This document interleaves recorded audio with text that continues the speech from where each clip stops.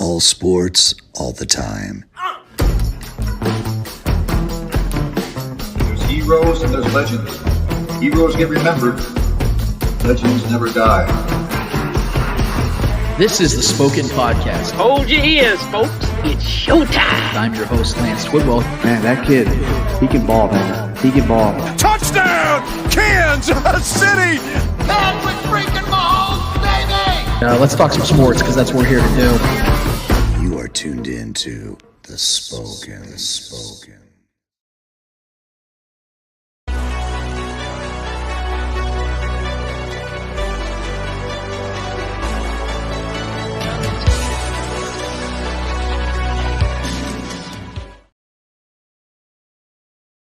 Spoken Podcast. I am your host, Lance Twidwell, here inside the Starcade Media Studios with my guy, Trevor Twidwell. What's good? Episode 249 is in full swing, full motion. We're so happy to be here with you and for you to be here with us, whether you were live streaming, podcasting, or YouTubing. I want to thank you so much for taking the time to be with us in this time as we have a jam-packed, hopefully fun-filled episode for you guys, because we know it's been a little bit of a struggle bus here in Kansas City when it comes to things Chiefs, which, trust me when I say, we will be getting to plenty of that in just a moment. But nevertheless, we want to say it from the top, and we say it at every show from the top to the bottom.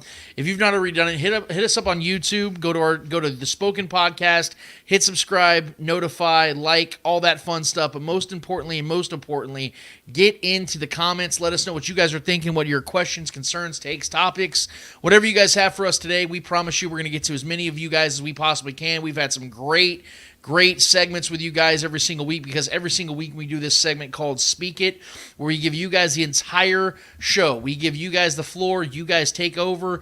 You guys ask us questions. You guys give us takes, and we react to all of it as much as we possibly can. It has been an absolute success. I'm so glad we started to do that this last year.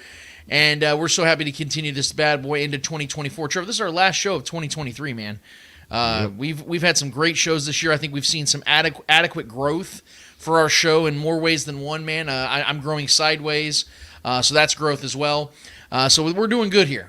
We're having fun here at the Spoken Podcast, and I think there's some really good things on the horizon for 2024 for not only us at the Spoken Podcast, but for Starcade Media as a whole. Really excited to be a part of this family, going into crazy to say, bro, we're going to be going into year 3 with Starcade. So I really appreciate Noah and Clint for having us tag along in this journey.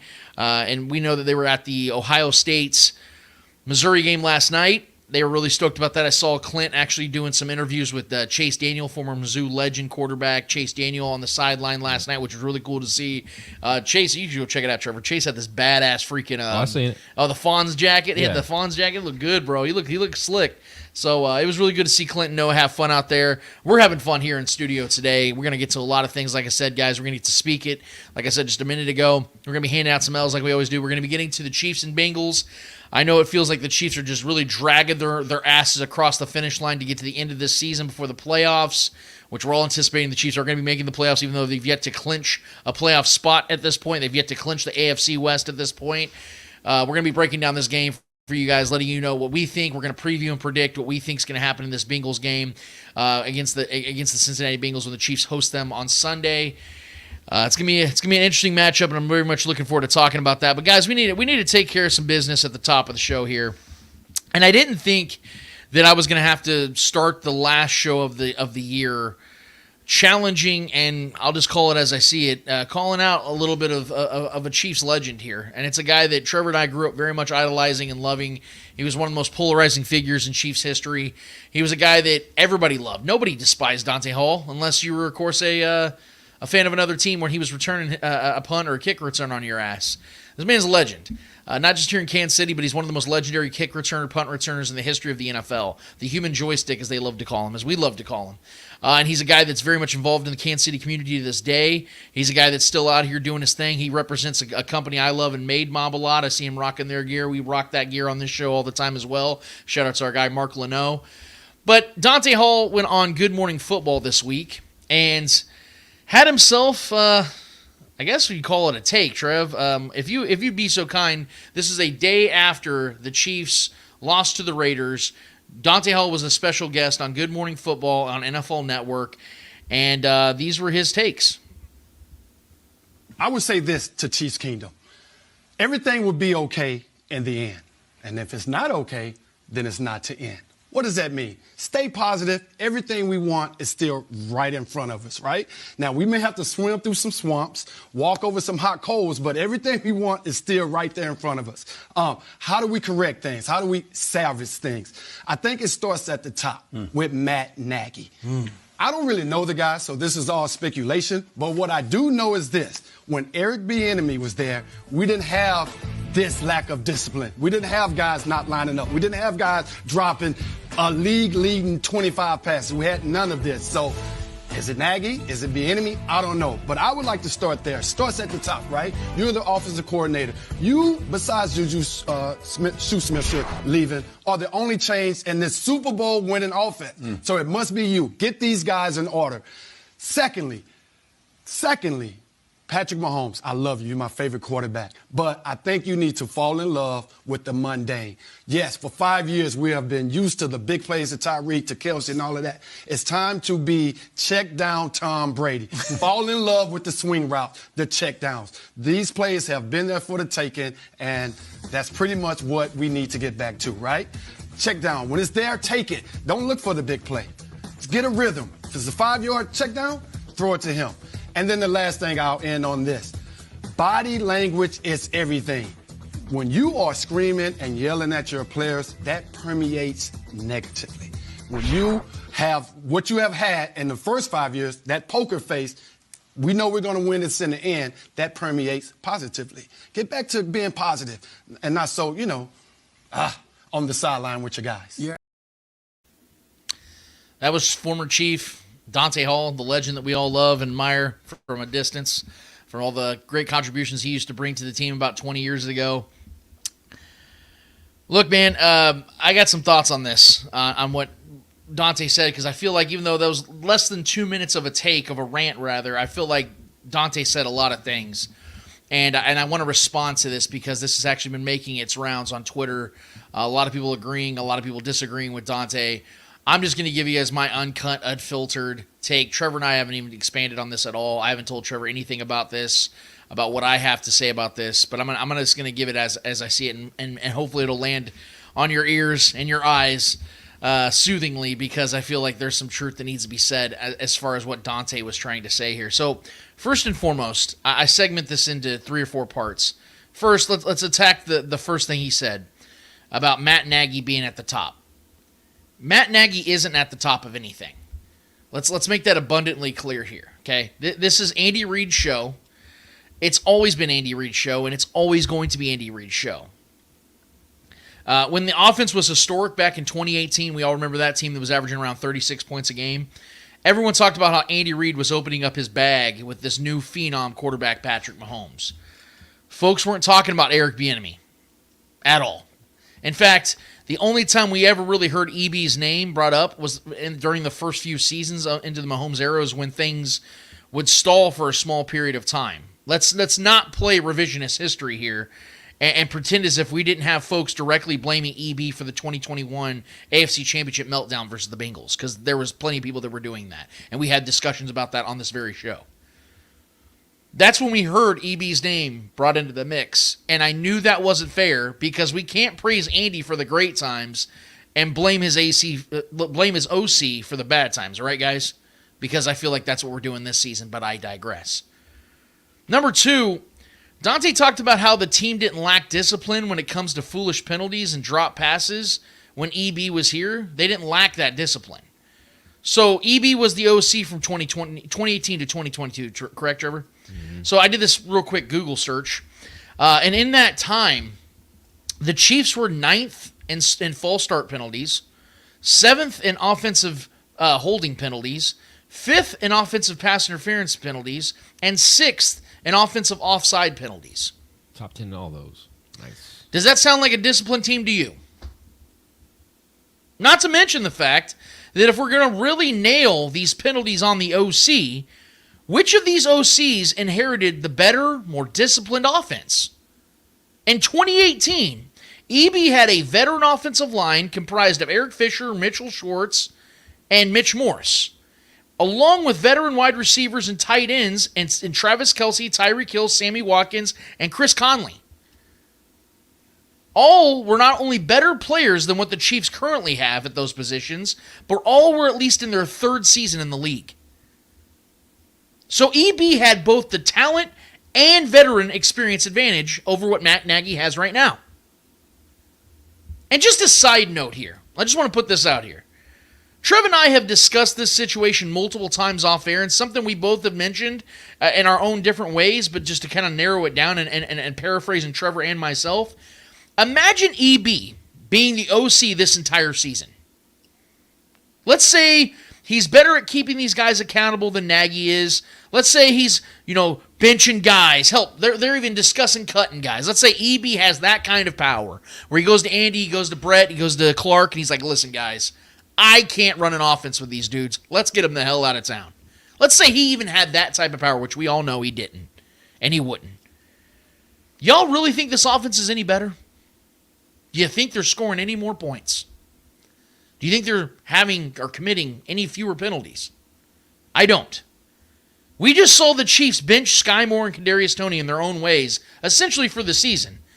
And the Chiefs lost to a Raiders team that didn't have a pass completion for the last 3 quarters of the game.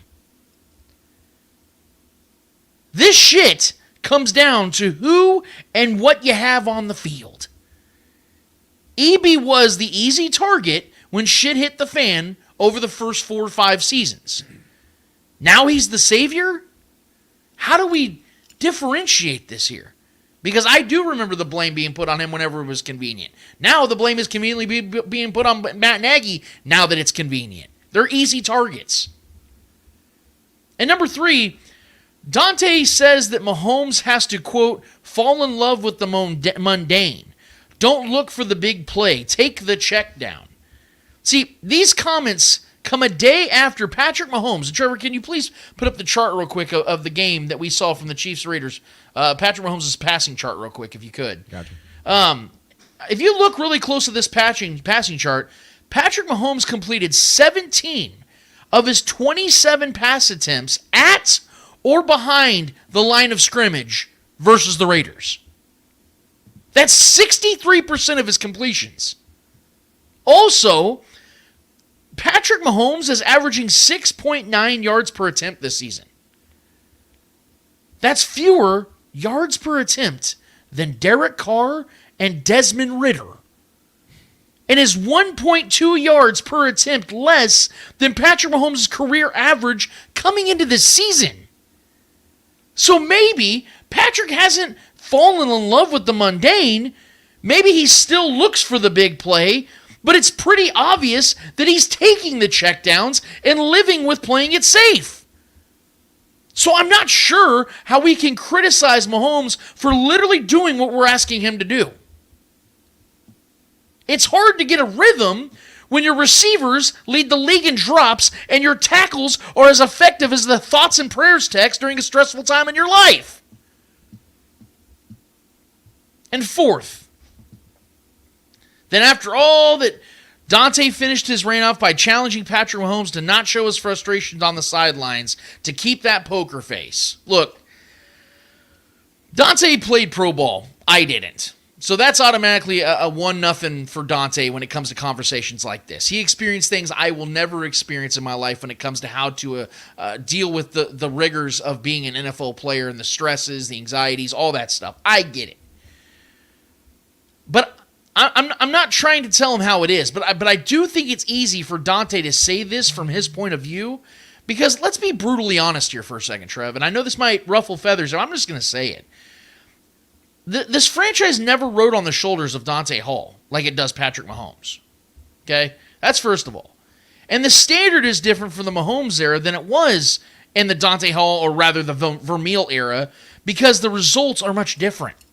Let's be real. We enjoyed those times as kids, watching Trent Green and the incredible offensive line, Jason Dunn, Tony Gonzalez, Eddie Kennis, and Dante Hall. It was fun.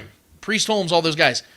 But we all knew that they were probably going to lose early in the playoffs. They were just let's get the team in the playoffs and see and hope for the best. Now the Chiefs have a Super Bowl standard, as we've talked about so many times. I'd like to believe that they would be more sideline bursts in the early 2000s if the Chiefs were in the AFC Championship every season and won 2 of 3 Super Bowls.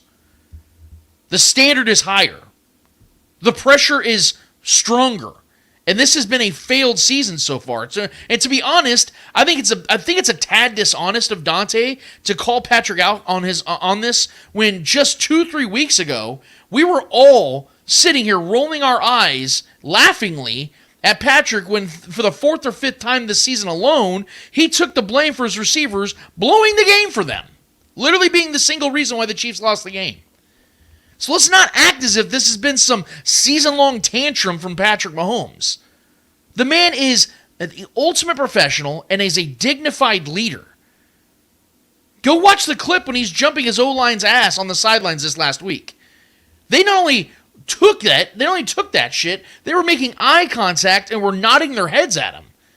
We've been watching football for many, many years. We know offensive linemen are the most authentic dude on a roster. Right. They're not prideful. They're not arrogant. They're just the Jims and Joes. They're just the guys that bring the lunch pail, don't get any credit. They just get all the blame. You know what I mean? Those are just the most humble guys on the team.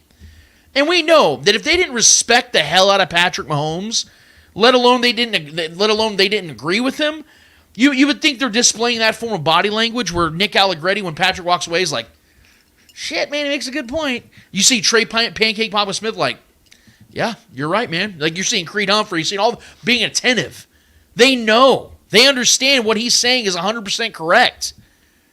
So I don't want to sit here and hear from anybody, and no offense to Dante, again, a legend in his own right, a Chiefs Hall of Famer. This is a guy that everybody admires and loves. I don't want to hear that from him.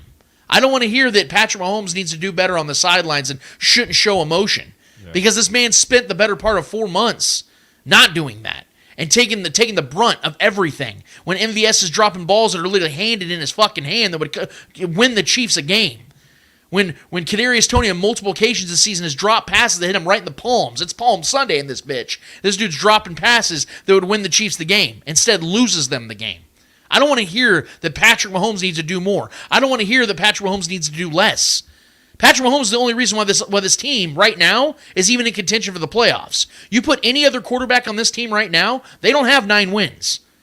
That's why I've been trying to tell people all along that I think he is the true MVP of this season. He's not winning it. But if you put literally any other quarterback on this team right now with this wide receiver room and the turnstiles at tackle right now, this team's not a playoff team. Straight up. Literally, put any other quarterback on this team right now. Put Josh Allen. Put Jalen Hurts. Put Lamar Jackson, put any of them, because they can't overcome what he's overcome.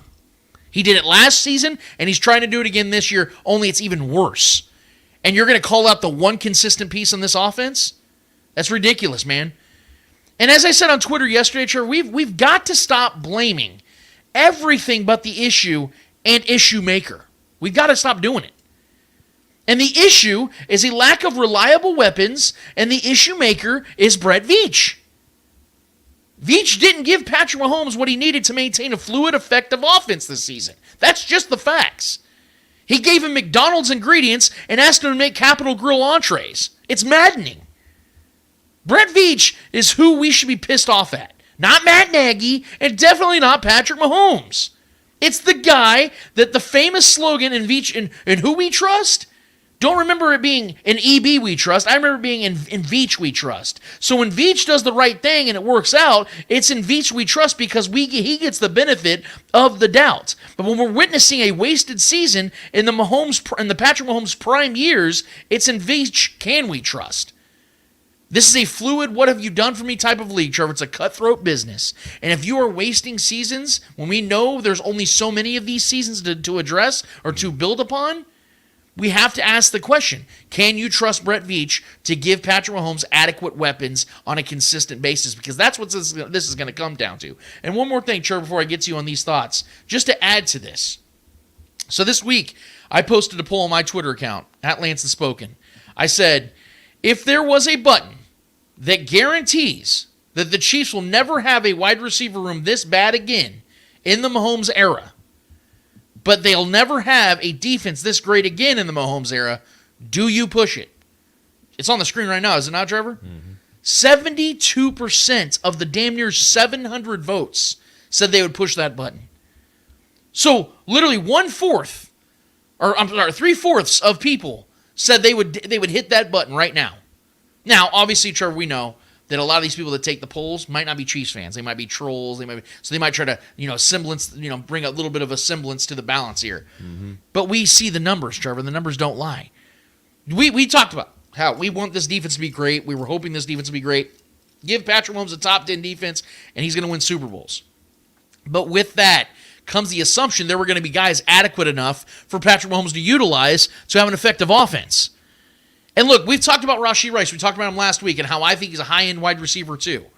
That's a good piece to have for Patrick Mahomes, Trevor, but that's a complimentary piece. That's not a guy that you say, you know what, that dude can run 6, 7, branches of a route tree. He can't. That's not his game right now. Maybe it will be, but it's not. That's why when I talked about Juju Smith-Schuster this last week, Trevor, and I had several people commenting on my tweet yesterday when I was saying this, that's the biggest missing aspect to this offense. People are telling me this is the same wide receiver room as last year. They just don't have Juju. People don't understand the value of a guy like Juju in this offense because he found the soft parts of the zone defenses. He was able to beat man defenses, and because of those just simple things, Travis Kelce's job was that much easier. And guys like Rashee Rice's job would be that much easier if you just had that one consistent piece. And because that's not there, the exposure of guys like MVS being as terrible as he really is on full display. Sky Moore not developing is on full display. Kadarius Toney being a freak athlete but not a great football player is on full display because you're asking those guys to adequately replace that, and they can't. They're not able to do so. So instead of blaming Matt Nagy, instead of blaming Patrick Mahomes for these issues, blame the real problem. Blame the real problem maker. It is a lack of weapons, and it is Brett Veach. Those are the things that need to be on the plank right now. Trevor, what are your thoughts on all this? Yeah, I mean, just to address the EB thing off the top rope here. I mean, I miss EB. I miss certain things about his character that he brought to this team. I think there's some toughness that might have gone out the window when he left, sure. But when I hear people constantly talking about discipline and holding guys accountable and the turnovers and all this stuff piling up. Eric Bieniemy is the OC for the team that leads the league in turnovers this year. So I mean, there's that, right? So just want to put that out there. I mean, it's not like anywhere he goes, he holds everybody to accountable and creates this discipline-based arena where his teams are fully disciplined, and it's kind of a revisionist history narrative that we're trying to paint here. Now that he's gone, we're trying to like, well, what's different this year? Okay, Eric Bieniemy's gone. That's probably what the issue is. That's not how it works, man. Sometimes correlation equals causation, but that's not the case here. There's a number of things that changed this offseason, right?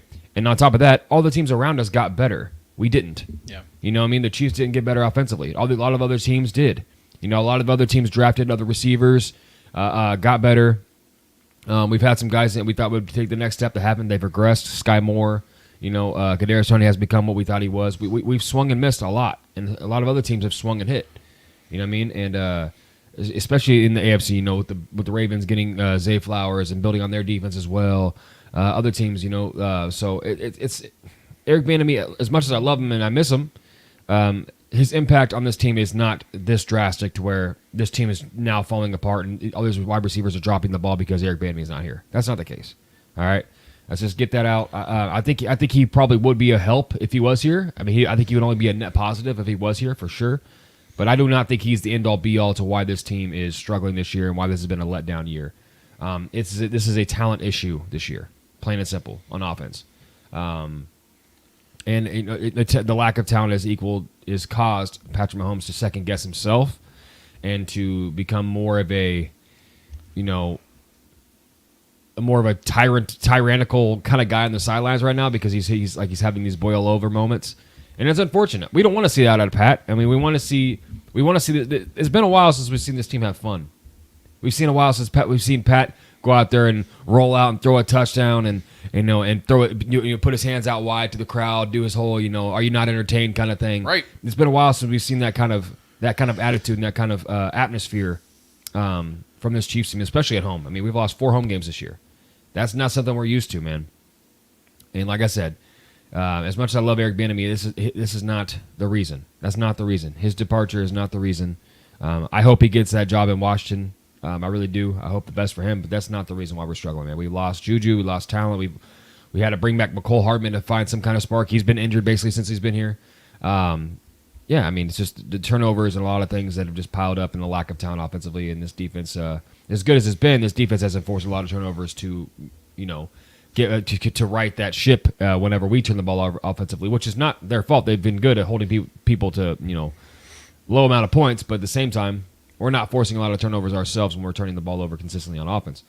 But yeah, man, I mean, as far as the overall performance of this team and Dante Hall's points about, maybe Patrick Mahomes becoming a check down Charlie kind of guy and taking a page out of Alex Smith's book and the Alex Smith offense. Like you said, that's literally what we've been doing. You saw the passing chart. It's been a boring offense. We've been trying to play it safe as much as possible, and that's not working either because the only guy that's really getting yards after the catch is Rashee Rice, and he's making something out of nothing a lot of times. And even him in some of his plays, he's dropped some passes. He's had some fumbles, some costly fumbles. And the main thing that I always come back to in this offense is not even the drops and the turnovers and the picks. It's where they're happening. Right. It's the red zone issues. It's the woes. It's the amount of points that we're leaving on the board every single week. Which is the most disheartening thing for a Patrick Mahomes and Andy Reid-led offense is that's when we got in the red zone, we're scoring, motherfucker. Right. We're getting points. Right. That's happening, whether you like it or not. Whether it's a rush, whether it's Patrick Mahomes scrambling, making some magic happen, or scrambling and falling in the end zone himself. We're finding a way to score touchdowns. That's just how this offense works.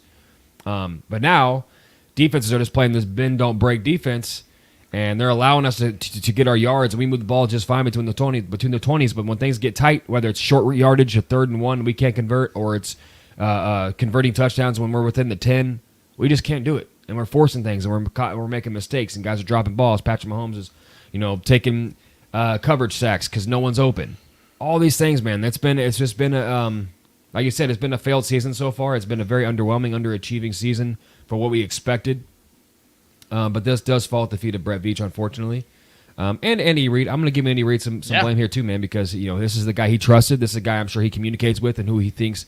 Andy Reid, if I know anything, has a big say-so on what talent is on the field. What does he always say? I have 51% of the vote. Right.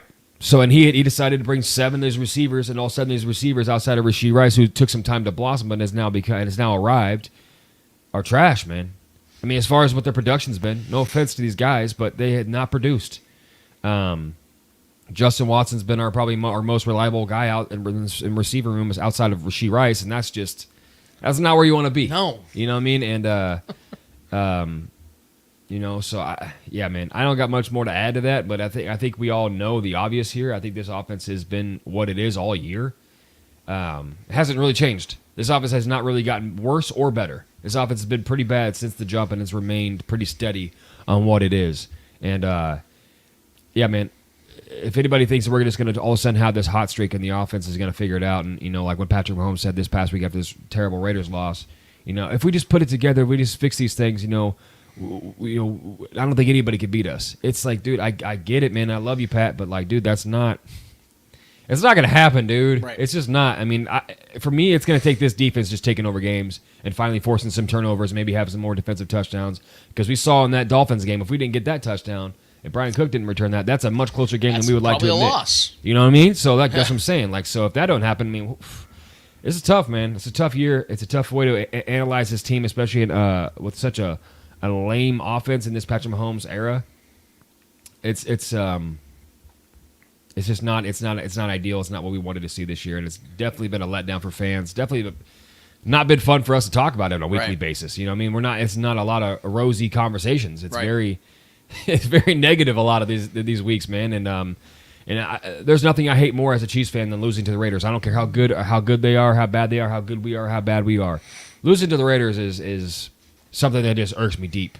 That just goes back to my childhood. It's a childhood trigger. It's just something for me, beating the Raiders, it matters to me. Well, and losing to them doesn't happen very often. Well, and the way that we lost, and the team that I know, and the talent that I know we have, and the coaching that I know that we have, and the way that we lost, and then just the way the defense played throughout that game too, doing everything they could until that final drive. Unfortunately, they kind of let us down. But at the same time, They shouldn't have been put in that position, man. They're on the field way too much, put in situations, and they consistently got stops. The Raiders did absolutely nothing on offense. We get to them 2 touchdowns, and that's just been the story of the year so far, man. These turnovers, untimely turnovers, and us unable to score points when it matters. And then Butker missing a field goal on top of that. It was just one of those days where just nothing went right. Yeah.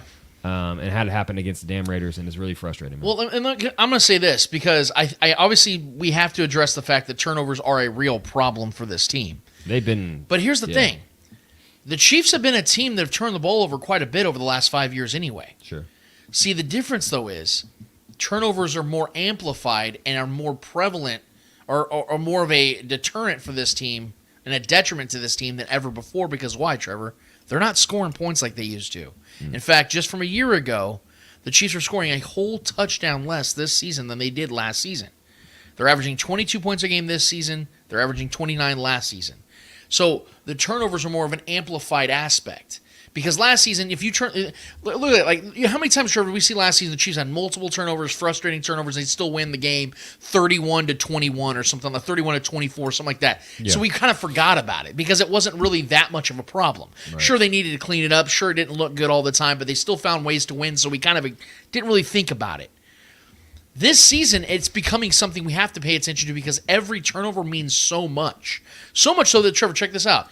Any game this season, the Chiefs either don't have a turnover, or even with the turnover battle, like they're washed with the other team, they're 6-1. And every other game where they lose the turnover battle, they're 3-5. So that should tell you what this team is that they can't afford to have turnovers. And in this league, in the way that the Chiefs play football, that's just not a reality, man. That's why it was so confusing to me that Brett Veach didn't give Patrick Mahomes more weapons to overcome those things. Because we know this offense, for whatever reason, is always going to deal with turnovers. And the entire Andy Reid era, that's been a thing. Even before Patrick Mahomes, even with a condensed version of the offense with Alex Smith, the Chiefs still had turnovers. Every team has turnovers. But they had weapons that could overcome that shit to almost it's almost like the Men in Black thing when they flash the little light in front of your eyes, you forget about it. Yeah. You can't do that this season because now it's like, fuck, dude, they just had their second turnover today and they have 1 touchdown through 3 quarters. You feel helpless. Like we've talked about so many times, Trevor, about how it went from going into this season, the mentality was, oh, the Chiefs are down 10? Okay. Who gives a shit? Patrick Mahomes, these guys are going to find a way. They're going to win. Are you kidding me? Yeah. How many times did I bring up the stat, Trevor, about how they hold their opponents to fewer than 27 points? The Chiefs win 96, 97% of the time. Well, Trevor, they've already doubled their losses in games that they've held their opponents to 27 points this season alone than the previous 5. So they have more games this season of less than 20 points than they did in the previous 5 seasons. They had 6 in 5 seasons of games under 20 points. They have 7 this season. So, and another point I want to bring up here, Trevor, to add to all this is people, I don't know if people remember, but Matt Nagy was not only the OC once before in Kansas City, he was on this staff last season. Everybody knows that, right? And you know what he was doing? He was the quarterback's coach. Do you remember who the quarterback coach was before that? Mike Kafka. You know what Mike Kafka is now? He's an offensive coordinator for the Giants, which means that position gets you jobs, which means that is a valuable position in this league, especially when you're the quarterback's coach of the best quarterback in the league. And Matt Nagy was doing that job last season. Patrick Mahomes had one of his best seasons of his career, won the MVP, won Super Bowl MVP, won the Super Bowl. Does Matt Nagy get credit for that? Or are we just going to negate all that, and now we're just going to hit him for what's going on with the offense as a whole? Because once again, when they had just one reliable weapon, this was the best offense in the NFL last season. This was the best team in the NFL last season. They won the Super Bowl. That's the real problem here, guys. So again, you want to sit here and focus on a guy that's not even in the game. How about we focus on the players that are actually on the field and the guy that put them all out there? Because Matt Nagy can only do so much. I mean, we sit here, and it's funny, not to go too far into this, Trevor, because I want to move on just a second, but everybody talks about, how Belichick's the greatest head coach of all time. And when I bring up all the stuff hasn't done without Tom Brady, it's like, well, he didn't have this, or, oh, he had this terrible quarterback, so of course he's not going to succeed. Do we not use that same principle then? Because you guys are going to sit here and make excuses for Bill Belichick, who had results when he had an all-time great quarterback, and he doesn't when he doesn't have that all-time great quarterback. But Matt Nagy, who has the literal worst wide receiver room in the league, we can't sit here and give him a break for that, because I would be doing the same thing for Eric Bieniemy right now. I'm with Trevor. If Eric Bieniemy was the OC right now, people would be crushing Eric Bieniemy. You do know that's the reality of it. They'd be crushing him for this. That's what I'm saying. This is revisionist history. Exactly. People wanted Eric Bieniemy out of town because when we were having like slight struggles. Man, we imagine we're having the struggles we're having right now every week. That's what I'm saying, man. And this is the problem, man. This is what I'm talking about. You're going for the easy target instead of looking at the thing that makes you uncomfortable and accepting the fact that our GM fucked up. Oh yeah, but we got people wanting to fire the wide receiver coach too. When did anybody ever want to fire a wide receiver coach? When did anybody know who the wide receiver coach was? Right. This is what I talked about. It starts at the top. Greg Lewis, I think, was the wide receiver coach before Connor Embry. Man, people didn't know who Greg Lewis was outside of his football career. Most people didn't even know who the OC, or the wide receivers coach, running backs coach was, tight ends coach was. Nobody knew who these guys were. It was just an easy target because he was a young kid in a bad situation at the worst time imaginable. Matt Nagy took over the OC role at the worst time imaginable. You're telling me right now, Trevor, you think this offense would be struggling right now if they had Juju Smith-Schuster or Tyreek Hill at wide receiver? Of course not. So we got to quit sitting here and focusing on the guys that aren't the actual problem. Focus on the real problem. Quit trying to sit here and talk about, well, Patrick Mahomes needs to start, quit getting so pissed off. Think about how many hours a week Patrick Mahomes puts into this thing. How many hours do you guys think this man digests film? Gets criticized by his coaches about, hey, you got to watch for this, you got to do this, got to constantly working on his body with Bobby Stroop. Not to mention the fact this man is a whole husband with 2 whole kids, with a whole life outside of football that he's got to maintain. So think about all the shit this man is having to take on, puts all that together throughout the week, has himself mentally, emotionally, physically prepared, and then goes out there and throws dimes that are dropped that would win games, and then goes to the press and says, yeah, I got to play better. I got to start putting the ball out there better. Like, he's the one that's taking the blame after all that? After everything he's putting himself through, he's the one that's taking the blame. You don't think that shit's going to finally bottle over? Come on, man. We're all grown adults here, okay? A lot of you are probably men, and I'm sure there's some women that are watching. So I'm not trying to just, segregate the men here. But let's be real, guys. We all get stressed, and eventually we start to boil shit over when life gets a little hectic and people start to fail us. We're out here doing everything we can. Shit happens in all aspects of life. You think it's any different for him when the whole fucking world is watching this dude? When everybody has expectations, this is supposed to be a Super Bowl team. He's supposed to be the best quarterback in the league, and his team is failing him? Trust me when I say Patrick Mahomes has done a very good job. I just completely disagree with Dante Hall's take as a whole. Let us know what you guys are thinking, because we'll be getting to the Speak It segment in just a second here, guys. We'll be getting to your guys' comments, your takes, your topics, your concerns, whatever you guys have for us in just a minute. But, Trevor, we have a game to break down here, man. The Chiefs take on the Bengals this week. The 8-6, if I'm not mistaken. Is it 8-6 Bengals that the Chiefs are taking on this week? I think so. Yeah. Yes, I believe so. Is it 8-6? Because I know they just lost last week, though. 8-7, sorry. 8-7 Bengals. I don't know why I said 8-6. 8-6 Bengals are visiting the Chiefs this week. As Trevor said, the Chiefs have not only lost 4 home games this year, they've lost 3 in a row, mostly in almost historic fashion. Like I said, the Chiefs defense did not allow a single completion from Aiden O'Connell last week from the first quarter on, and the Chiefs lost the game. These have been very frustrating losses at home. The mystique at Arrowhead has been lost, but you know what I'm not going to do here? I'm not going to call out the fans, because you know why? In my opinion, the way I've always seen it, the mystique or the crowd experience that you get at places like Arrowhead, that all starts on the field. If you guys remember, we're not trying to do a history lesson here, but 30, 40 years ago, when Carl Peterson and Marty Schottenheimer took over this franchise, what changed? Because back in the 80s, you could walk up to Arrowhead and buy a ticket for $5-10, and there would be plenty of seats. When Carl Peterson and Marty Schottenheimer took over, they changed the culture of this franchise, put a nasty, grueling, amazing defense on the field, and Marty got this team to start clicking, and then you started to see it in Kansas City, that fever, that drive. You guys remember 2013, 14, 15, and the Royals time? How that crowd at Kauffman was insane. It was electric. Why did that begin? Because they gave Kansas City something to believe in. This is a city, man, that will rally around their team. but you got to give them a reason to. And from 1991 to 2000, I believe, until 2011, the Chiefs sold out every single home game because that culture was built. That mystique is gone right now because the fact that there's not a lot out there for the Chiefs fans to believe in. And to the credit, the place is still packing out. The place is still out there, loud, rambunctious, but it doesn't feel the same right now because it doesn't have the same vibes of this team's got this game under control. They don't have these games under control. And so now you have a Bengals team, albeit is reeling a little bit because of the fact that Josh Browning, who's the backup quarterback, who's actually been playing really well for the Bengals over the last month since Joe Burrow went down with a season-ending injury. He has kind of turned into a little Jake Browning. I said Josh. Yeah. Jake Browning has kind of turned into a little bit of a pumpkin over the last week or two. Been throwing a lot of interceptions. He's basically starting to look more like a backup. It's starting to show the difference between him and Joe Burrow. I still think Jake Browning's a good quarterback. Yeah. I think he's a guy that can actually maybe even start in this league. But I think you're seeing that he will make those mistakes at times where he's trying to force a ball in. He doesn't really have the arm to do so, and he's got insanely good weapons. But I think that sometimes he trusts himself a little too much and can cost this Bengals team something. I also want to put up this for a second, Trevor, on that chart here.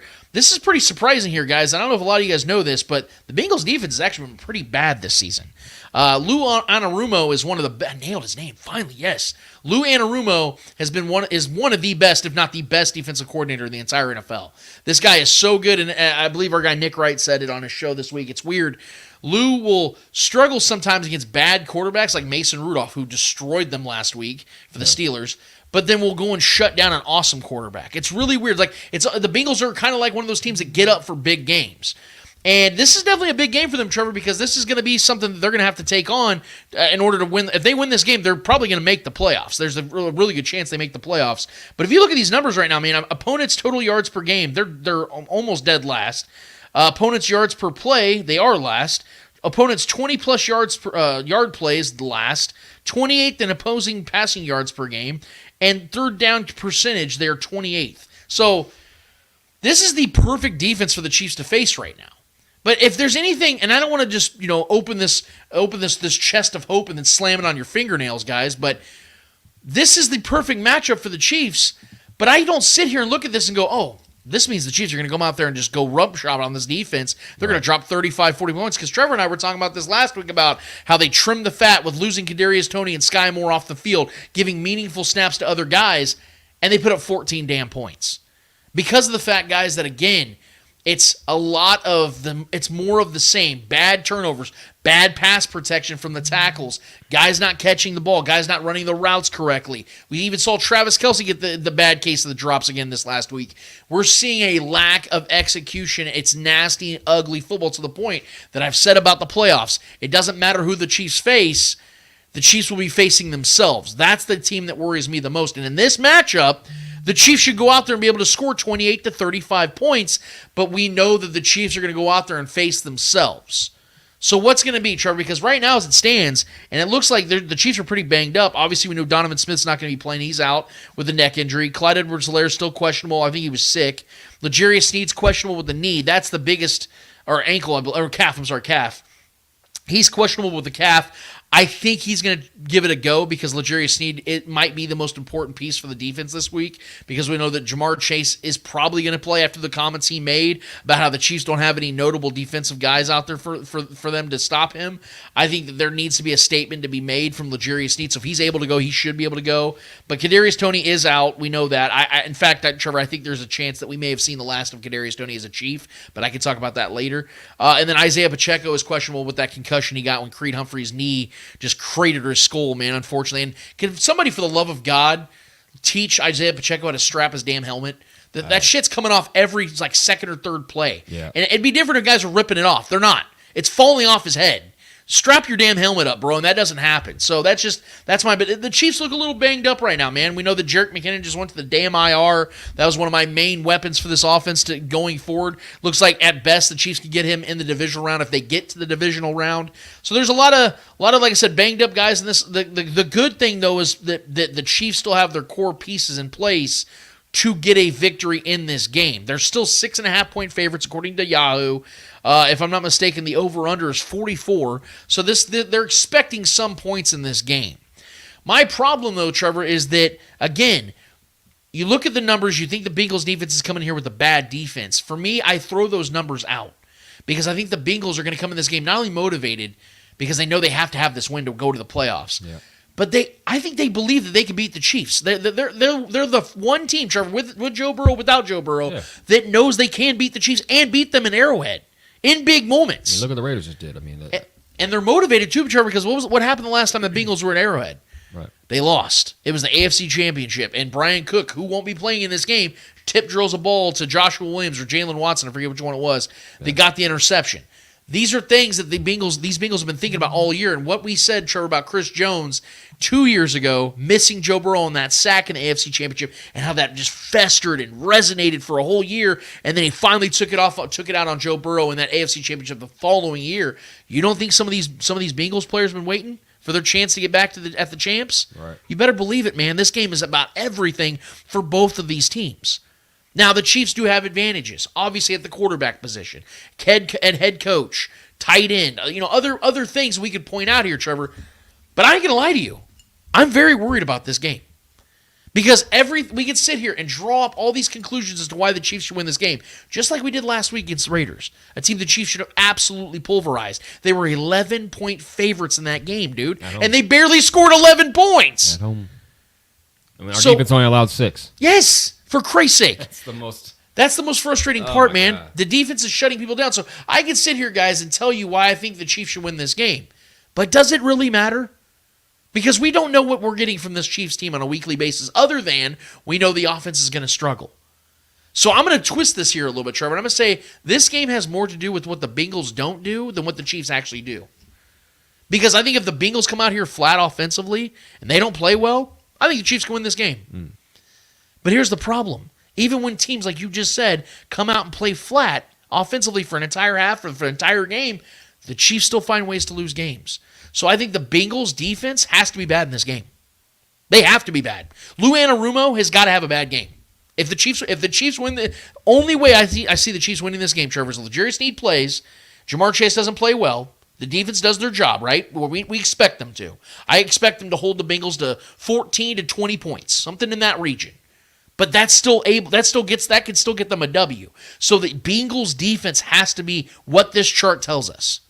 Even though I'm throwing it out because I know that Lou's going to bring a better defense in this game, that chart has to be a part of the equation in this game. We have to see a once in a 6-week span of a guy like Justin Watson or an MVS, and I can't believe I'm saying that, a guy like that having a big play downfield that's going to stretch this Bengals defense, and it's going to give whoever the hell is running the ball for the Chiefs in this game, whether it's Pacheco or Deneric Prince or LaMichael P. Ryan, or it's probably LaMichael P. Ryan. I think he got called up. I don't know if Clyde's playing. Clyde might be, he may not play. Whoever's running the damn ball, Yeah. it's going to give them that opportunity to get those 5 to 6 yards. Trevor, I'm expecting a very ugly game, and I'm going to be honest with you. I'm leaning towards Bengals in this one. As crazy as that sounds. We pick the Chiefs almost every single week because I always tell you guys I can draw conclusions as to why the Chiefs can win every single week just because of who they have on the field at quarterback, at head coach, and I think that can be enough. But guys, after this Raiders loss, after the Bills loss, after the Eagles loss, they start to accumulate. They start to, and I'm a guy that gives benefit of the doubt on whenever you give me reason to give you that. What benefit of the doubt is the Chiefs giving us, Trevor? That was Christmas freaking Day. Yeah. We're sitting here feeling good. Chiefs have an opportunity to lock up the AFC West against an AFC West opponent at home against a backup quarterback. Yeah.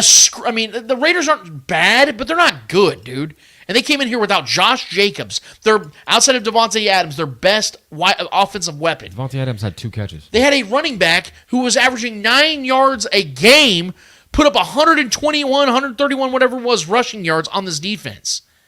So I'm not giving the Chiefs the benefit of the doubt, Trevor. And right now as it stands, and maybe my mind will change over the next 24 to 48, 24 to 30 hours, I think I'm going Bengals, man. Yeah.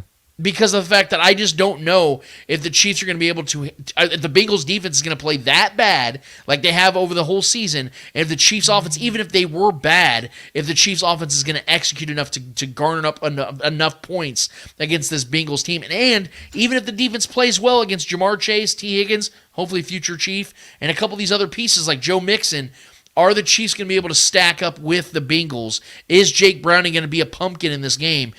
Are the Chiefs going to be able to do enough to overcome what the Bengals bring? I hate to say it, Trevor, but I am right now probably leaning Bengals. What are your thoughts? Well, this is uncharted territory for the Chiefs, man. Like, we're already out of the 1 seed. That's already out of the way, right? What are we playing for here? Are we just trying to finally put this division away a week before the season's over? You know what I mean? Like, this is a strange time to be in for the Chiefs in this Mahomes era, because weeks ago we would have already had this division locked up. We'd already be looking at the 1 seed most likely in the first week by the playoffs.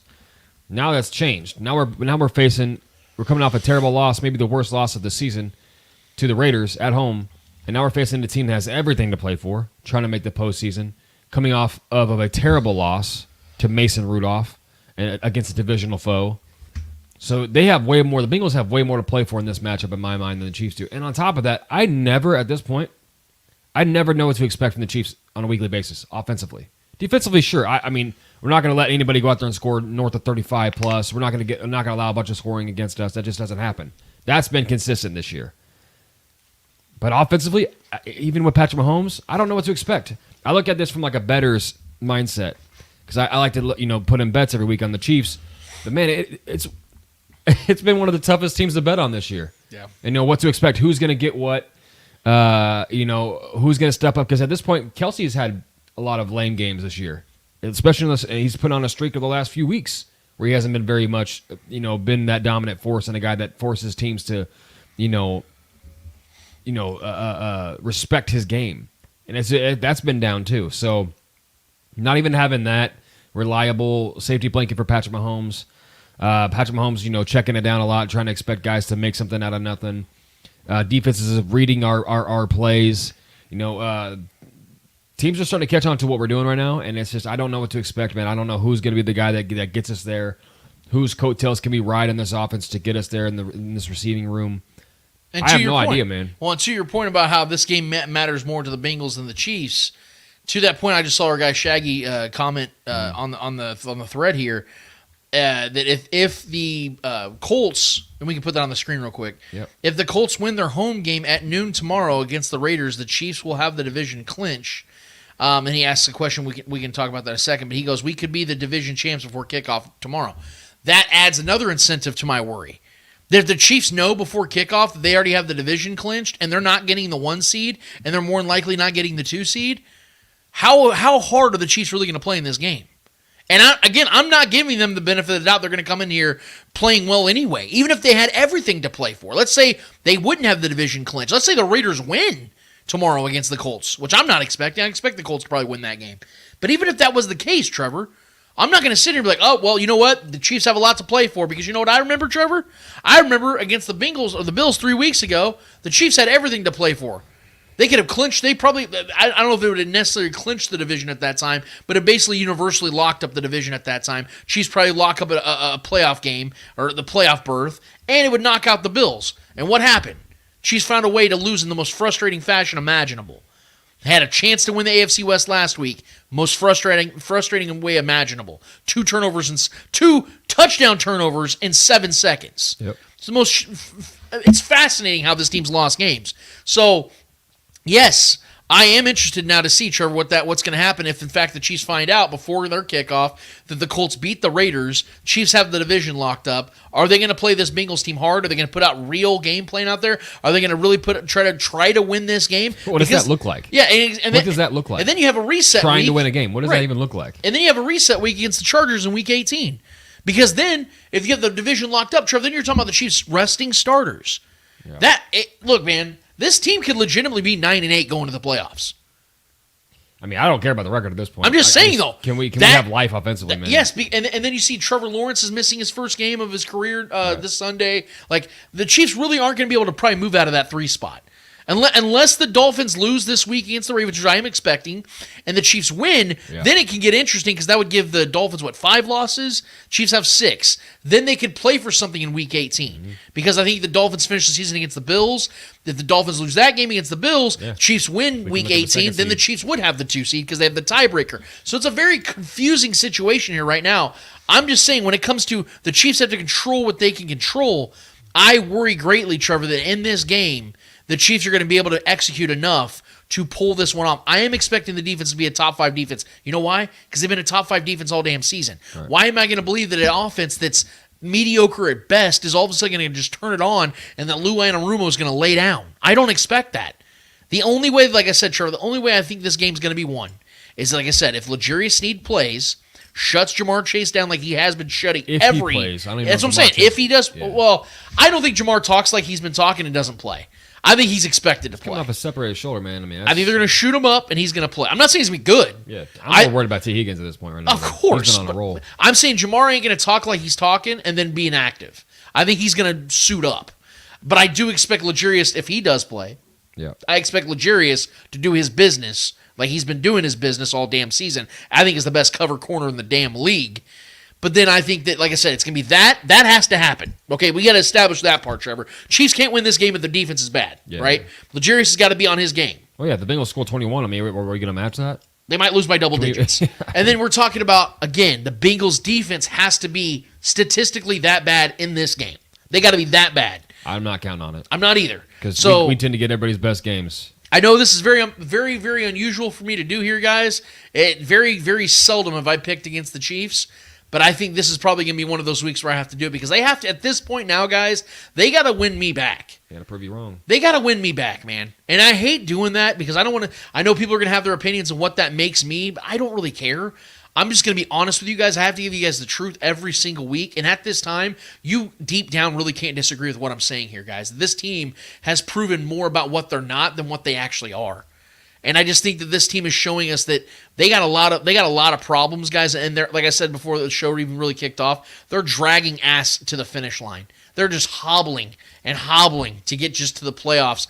And it's not going to get any easier, guys, because we thought teams that were pushovers like the Browns, who were just led by a defense, now have maybe the comeback player of the year in Joe Flacco. There are going to be no easy games in the postseason, whoever the Chiefs end up facing. I'm not worried about the road and home game shit because, quite frankly, guys, it might be better the Chiefs go on the road at this point because they don't play well at home.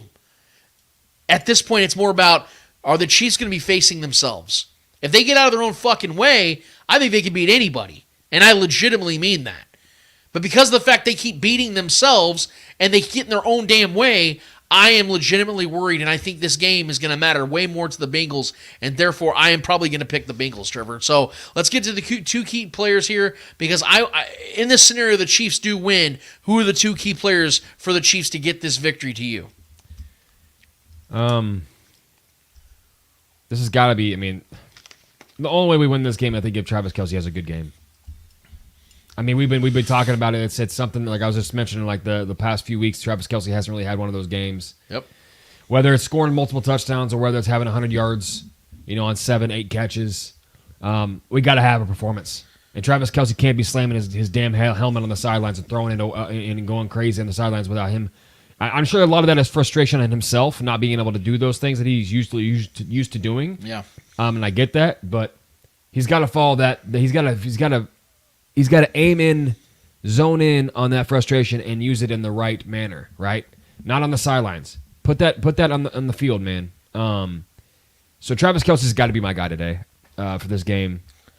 We got to have if we're like I said, if we're gonna win this game, it's got to be on the hands of Patrick Mahomes and Travis Kelce, the guys that have done it and done it at the highest level. So I need to see that out of them. We got to see some life out of those two guys, or this offense is just doomed, honestly. So I got to see it out of Travis Kelce. And then defensively, man, I like your 𝚂𝙀𝙀 Sneed call. I hope he plays. I hope he's out there, especially if Jamar is out there. We're going to need that leadership. We're going to need that skill set of what he's been doing all year to wide receiver ones. Man,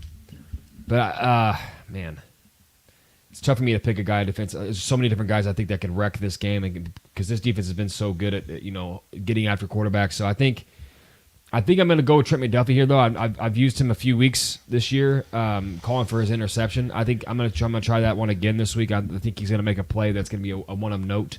I know 𝚂𝙀𝙀 Sneed is the guy that's been locking all the wide receiver ones down, but Trent McDuffie is a guy that knows how to get the ball out. He's forced a lot of fumbles. He hasn't yet to get his interception. I'm not saying he's going to get an interception, but Jake Browning is a guy that will throw the ball up. He likes to throw some 50-50 balls up there. T. Higgins is a guy that's obviously great at getting those 50-50 balls. But I think Trent McDuffie will see a good healthy amount of T. Higgins in this game, and his physical play, and then T. Higgins' physical kind of play is going to be a clash. Yeah. So I'm gonna say that Trent McDuffie is going to make some play on T. Higgins. That's going to be very impressive, and it's going to be a launching pad because I am actually picking the Chiefs to win this game. Okay. It's going to be ugly.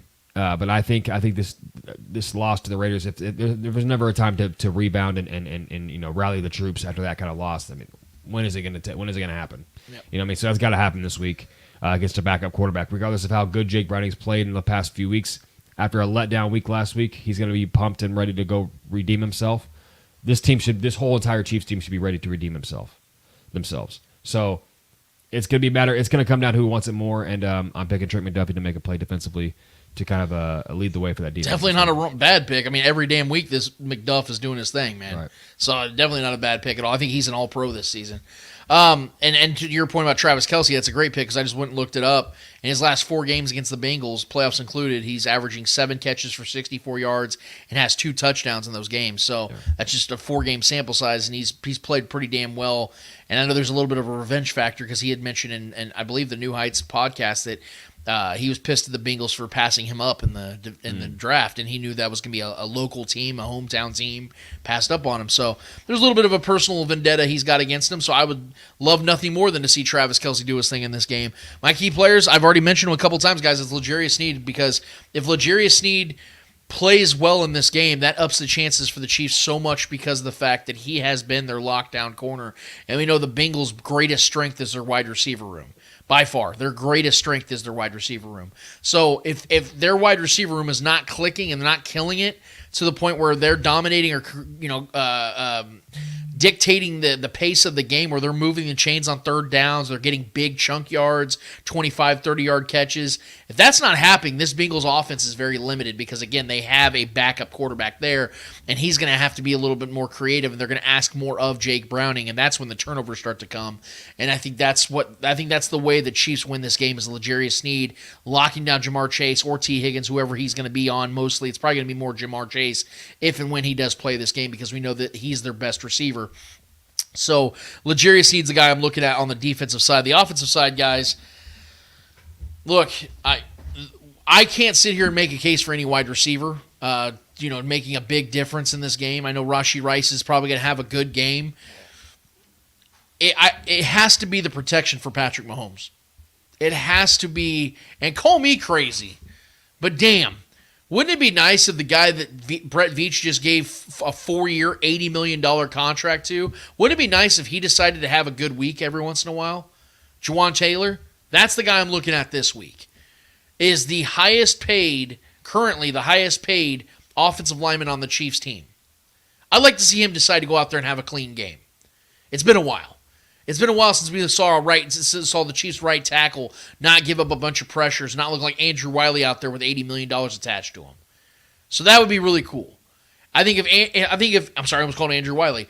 If Juwan Taylor has a clean game and provides ample protection for Patrick Mahomes to where he can feel comfortable in the pocket and deliver the ball downfield, if he can find somebody open long enough, I think that's the way the Chiefs can win this game and squeak out just enough offense to beat this Bengals team who has everything riding on this game. So those are my 2 key players. Let us know who you guys have in the comments. We'd love to hear who your key factors are in this one because I think this is going to be another close, ugly game. Hopefully it's a Chiefs victory. I'm definitely not rooting against the Chiefs victory. I'd love nothing more than to see the Chiefs win this game. But like I said, they got to win me back on this one, man. I right now, as it currently stands, maybe I'll have a change of heart after the show or when I wake up in the morning and I get ready for this game. I'll change my pick, but right now I'm probably picking the Bengals in this one, and I hate to say that, but we'll definitely see if the Chiefs decide to show a little heart in this one. But Trevor, let's get to the people, man. I know they've been waiting for a long time. Let's not make you guys wait any longer. Get in the chat right now if you've not already jumped in. But Trevor, let's get to the people right now. What's in Speak It? Yeah, as of right now, I don't have too much, but if you guys want to continue to chime in and give some questions in while we do this segment here, feel free. But as of right now, I got a few. Facebook user, I'm not sure who it is exactly. Will Pacheco play tomorrow? He's questionable. He didn't practice all week. Yeah. He practiced yesterday. I apologize. He cleared concussion protocol as far as we know. Yes. I'm expecting Pacheco to play in this game. I am. How much he'll play, because guys, he's not only dealing with coming off a concussion, he just came off having a shoulder injury. It's starting to mount up with Isaiah Pacheco. His injuries are starting to mount up, and this is what I've been trying to tell you guys for quite a while now. His bulb will burn bright, but then it's going to burn out pretty quick. He's not going to. I don't believe Isaiah Pacheco is built to have a long career in this league. I think he's going to have a few very effective seasons with the Chiefs, and then they're going to move off of him. I think that this is the progression of that. But I am expecting Pacheco to come into this game. I am expecting Pacheco to get opportunities to perform at a high level in this game. But I just don't know what Pacheco, what version of him we're getting in this game, because he's banged up beyond belief. So I am expecting to see him suit up, though. Yeah, me too. Facebook user, Chiefs fans love the Vermeil days, the Vermeil years, with Dante Hall and all the great players that played here. In 5 years, 2001 to 2005, they played in one playoff game and lost. Fans really need to appreciate what they have here and now. 100% agree. That's what I was saying about Dante Hall, and how, although I respect what he did here in the time he was here, he never had anywhere close to the pressure or expectation that Patrick Mahomes had, just from a positional standpoint, let alone what was expected from them as a team. Right. Like, you remember, Trevor, 20, 30 years ago, bro, we were sitting here going, man, hopefully the Chiefs get 10, 12 wins this season. Hopefully they can get to the playoffs, maybe get to the second round. We'll see what happens. They always lose to Peyton Manning. Maybe, Peyton won't be there in the second round. Just hoping for the best. Now it's like, if the Chiefs don't get to the AFC Championship, this is one of the biggest upsets in the history of this franchise. That's where we're at now. Yeah. Because that's what we're going to be talking. If we don't, Trevor, if the Chiefs don't get to the AFC Championship this year, that's what we're going to be talking about in that show. That we're following in shambles, show, and we could still win the 2 seed. That's what I'm saying. The standard is different. People could call us spoiled. People could say whatever they want to say. No, it's a standard. Yeah. It's different. Right. You up the standard. It's different now. So what Dante said, and I appreciate that comment very much so, because they're 100% correct. We need to appreciate. I appreciate it. That's the reason I get so pissed off about this shit, because I don't want to let it go. Because I'm loving what's happening. You don't think beginnings, these last 5 years have been the best years of my life as a Chiefs fan by far. I'm loving every second of it, and I don't want to relinquish it. So that's why I want to see this offense get better, because I know when this offense gets better, this team's going to be better.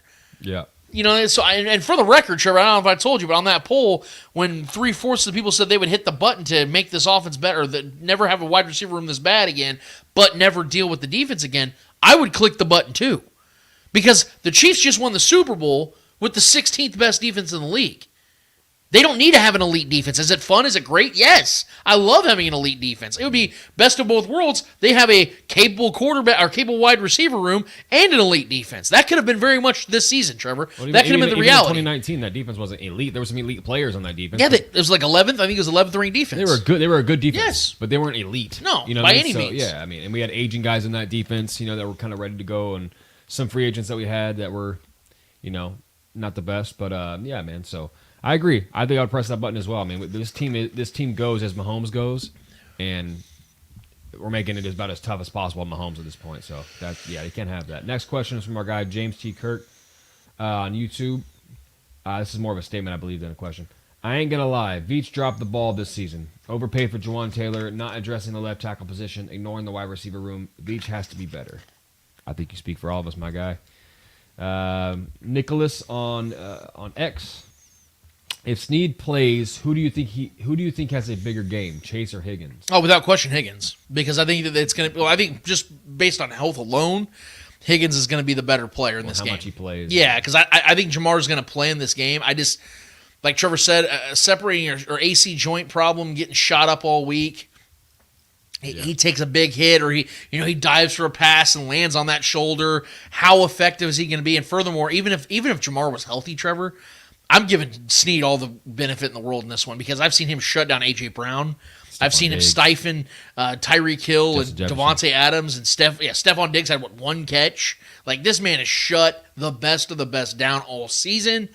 I don't think Jamar Chase is having a big game in this one. He had a big game 2-3 years ago. That was against Charvarius Ward, not L'Jarius Snead. Right. Facebook user, I'm thinking this is John Harrison. If it is you, reveal yourself. Info for you.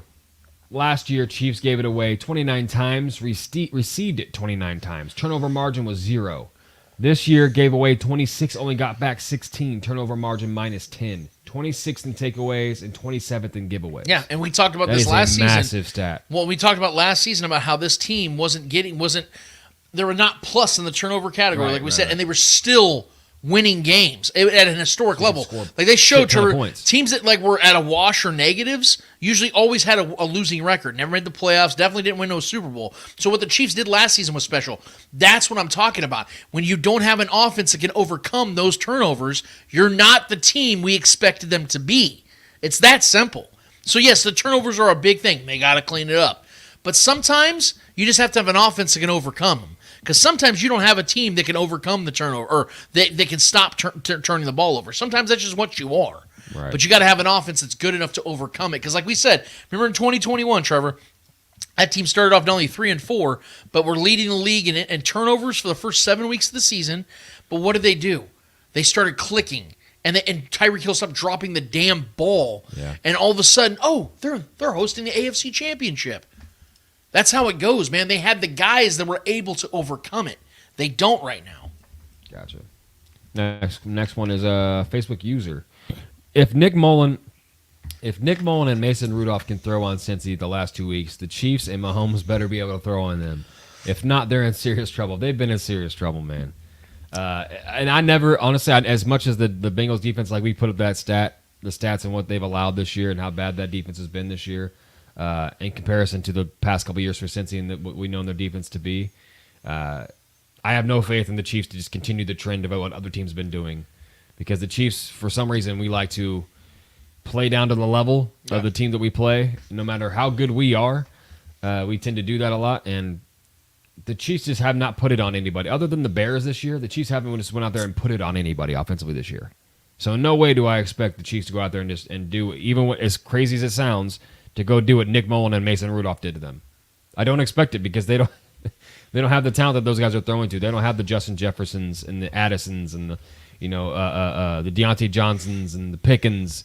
You know what I mean? They don't have those kind of receivers out there. So that plays a big factor, man. And I just don't. I mean, I hope the Chiefs surprise us and put up 35 points. That'd be fun. But yeah, I'm not expecting them to do that same. Remember the Eagles game when the Chiefs put up 17 points against that defense? Yeah, barn burner. The following week the Bills put up 34 against them. And then put 34 against them. And then the Niners put up 42 against them. Then the Cowboys put up 33 against them. And then the Giants 2 weeks later put up 25 against them. The fucking Giants. With Tyrod Taylor and Tommy DeVito. So, I hear you. I definitely hear you guys that this should be a game where the Chiefs should torch this Bengals defense.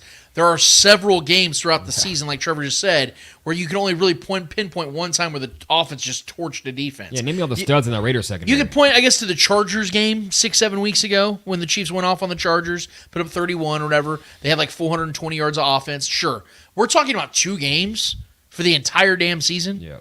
Like it's a problem, man. So you're right, and that's why I said that Bengals defense needs to be that bad in this matchup for the Chiefs to win this game.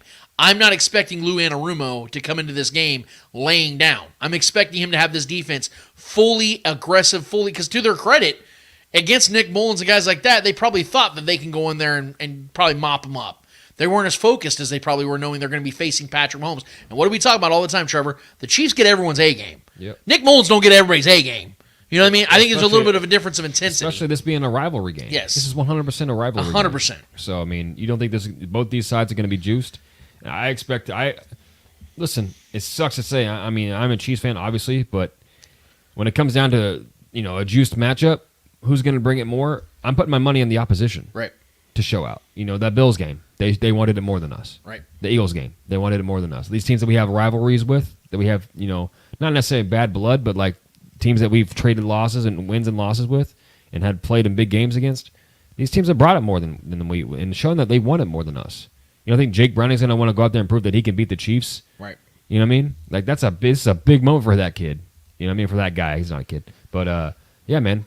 I mean, I have no faith in this Chiefs team to go out there and just, like, show who they are and just remind everybody. Because they've had opportunity after opportunity to do it. At home, especially. And we lost 4 of those games this year. So I'm just hoping that they show up and they shock me, if I'm being real. Next one is from our guy Shaggy Shane. Are you happy to see how Wanya Morris responds to his first bad game? I mean, I'll let you know when the game's over because I don't know if I'm going to be happy or not. Yeah. I like Wanya. I like what I've seen from him, but I think it's mostly due to the fact that I just hated everything I saw from Donovan Smith. I was told all offseason that he was going to be an upgrade from Orlando Brown Jr., and he's been anything but that. Yeah. I'm happy. I will be happy to find out if Wanya goes out there and responds because here's the thing. Wanya could save the Chiefs a lot of headache this offseason. If he plays really well down this stretch, he can convince the Chiefs they don't need to go after a tackle in the draft or try to trade for another one like they did for Orlando Brown 3 years ago. That's going to save the Chiefs a lot of headache because, as we all know, we would love for the Chiefs to go out there and overcorrect at the wide receiver and tight end room. We'd love to see that. We'd love for that to be the primary focus this offseason. If Wanya Morris goes out there and whiffs really bad, then the Chiefs are going to have to figure out what they're going to do at offensive tackle. We all know, guys, in order to answer offensive tackle, you usually have to use a premium pick, or you have to go out there and do what they did with Jawaan Taylor and spend a hefty amount of money. And I don't think the Chiefs want to go out there and spend a ton of money on another tackle when they already have an expensive right tackle. And here's the other thing. I know the option's still out there as far as Jawaan Taylor maybe switching over to left tackle that next season, and that terrifies the shit out of me because that man's struggling at his comfortable position at right tackle. Y'all sat here and had your jokes about Orlando Brown Jr. and how he was never meant to play left tackle, and you saw the difference in how he played at each position. How do you think it's going to go for Jawaan Taylor if that ends up happening? Because Jawaan Taylor's played none at left tackle in his career. Covered in for Cam Robinson for a series of snaps. That's about it. I'm telling you guys right now, Wanya Morris is going to really answer some questions for the Chiefs going into this offseason, these next 2 to 3 games, if the Chiefs even have 2 to 3 games left on their schedule. So we'll see, guys. I'm very much anticipating. I'm going to be paying close attention to what Wanya Morris puts on the field this week and next week against the Chargers. I'll be interested to see. My take on this is I'll be interested to see this whole entire offensive line respond to that terrible performance last week. Boy, you ain't lying. It's not even just Wanya Morris. He didn't have a bad game. It wasn't just him. This entire offensive line. And I'll give it, Trey Smith has been banged up. He was banged up that whole Raiders game. He was in and out, taking snaps off because the calf or something like that. I think he strained his calf. I think that's what it was, something like that. But this offensive line, Tooney, everybody was involved, man. There was just a bad performance from this offensive line. They absolutely got destroyed in the trenches. So I think this whole offensive line needs to rally and have an impressive response as far as performance goes. So I'm looking at the entire unit, not just Wanya. Wanya's a rookie. He's going to have bumps. He's kind of been thrown into a tough situation. Being that left tackle for Patrick Mahomes is a tough thing to be thrown into. I think he's played well for what he's been thrown into, if I'm being honest. So I expect him to bounce back. But he is facing Hendrickson and some other guys in that defensive line that will get after you. So this is a chance to bounce back for him for sure. So I'm looking forward to that. James T. Kirk. My key players are McCall Hardman and Wanya Morris. So hopefully, on the offensive side, maybe McCall can get something going. We need something, man. We need a spark. We need something. That'd be great to see McCall get involved. We know what he can do when he gets rolling. We've seen him have McCall games, and that's a fun thing to witness. Brian Parrott. We should beat them. We should beat them on paper, but how often has that happened? right. Too many Chiefs and not enough Indians, in my opinion. I mean, it's true though, man. Going into this is why we're confident in the Chiefs every week up until the past few weeks when we started to really start to lose faith because the performances have been lackluster. But yeah, man, going in on paper, you have Patrick Mahomes, you have Andy Reid. That gives you the edge on paper every week. Yep. You know what I mean? But then, why do you think I tell you all the time that I don't standardize this team according to the rest of the league? Right. I standardize this team to themselves because to me they have the advantage over everybody else. They have the ultimate trump card over everybody else. Patrick Mahomes and Andy Reid. It's just like Belichick and Brady for the 2000s and 2010s. Yeah, it's like what Nick Wright said on his show yesterday. Patrick Mahomes has earned the right to never be written off until he's actually written off. Thank you. You can't write this guy off. You can't write Andy Reid off with him and Patrick Mahomes, what they've done, what they've accomplished. Even with all the odds against him with one leg and all these things, losing Tyreek Hill, losing an all-star, top-notch receiver in the league, yeah, I mean, it's just... This is why we always say... These are new challenges this year. This is why we always say, when we mean it, that the only team that I truly believe can beat the Chiefs at an adequate level are the Chiefs. The problem, though, is that we have to be truthful about it when we start to see them beating themselves. Yeah. It isn't just a scenario anymore. It isn't just an idea anymore. It's a reality. Yeah, on paper, we can beat ourselves. Yeah, That's what I'm saying is they've literally beat themselves. Yeah. No, that's what I'm saying. This season on multiple occasions. So it's like I said, it's no longer like this theory I'm putting out there. Right. Look at every single loss outside of maybe the Packers game. Because I still want to give the Packers credit for that. I still think they legit beat the Chiefs. Yeah. They were the better team on the field that night. 𝚂𝙿𝙾𝙺 has been activated off IR. I love it. So he will be playing most likely. The Jet is back. I love it. So that's a good call there from our guy James G. Kirk. Good call. And that goes right into his next question. 𝚂𝙿𝙾 plays tomorrow. If 𝚂𝙿𝙾 plays tomorrow, what do you expect from him? Look, you guys know I'm the biggest McColl guy in the freaking world. I'm gonna minimize my expectations because I don't know how healthy he's going to be in this one. I think that they have to bring him up out of necessity because Kadarius Toney's gone, Sky Moore's gone. Yep. I think they have to have him out there. So I'm not going to sit here and tell you I'm expecting 4 catches for 50 yards and a touchdown.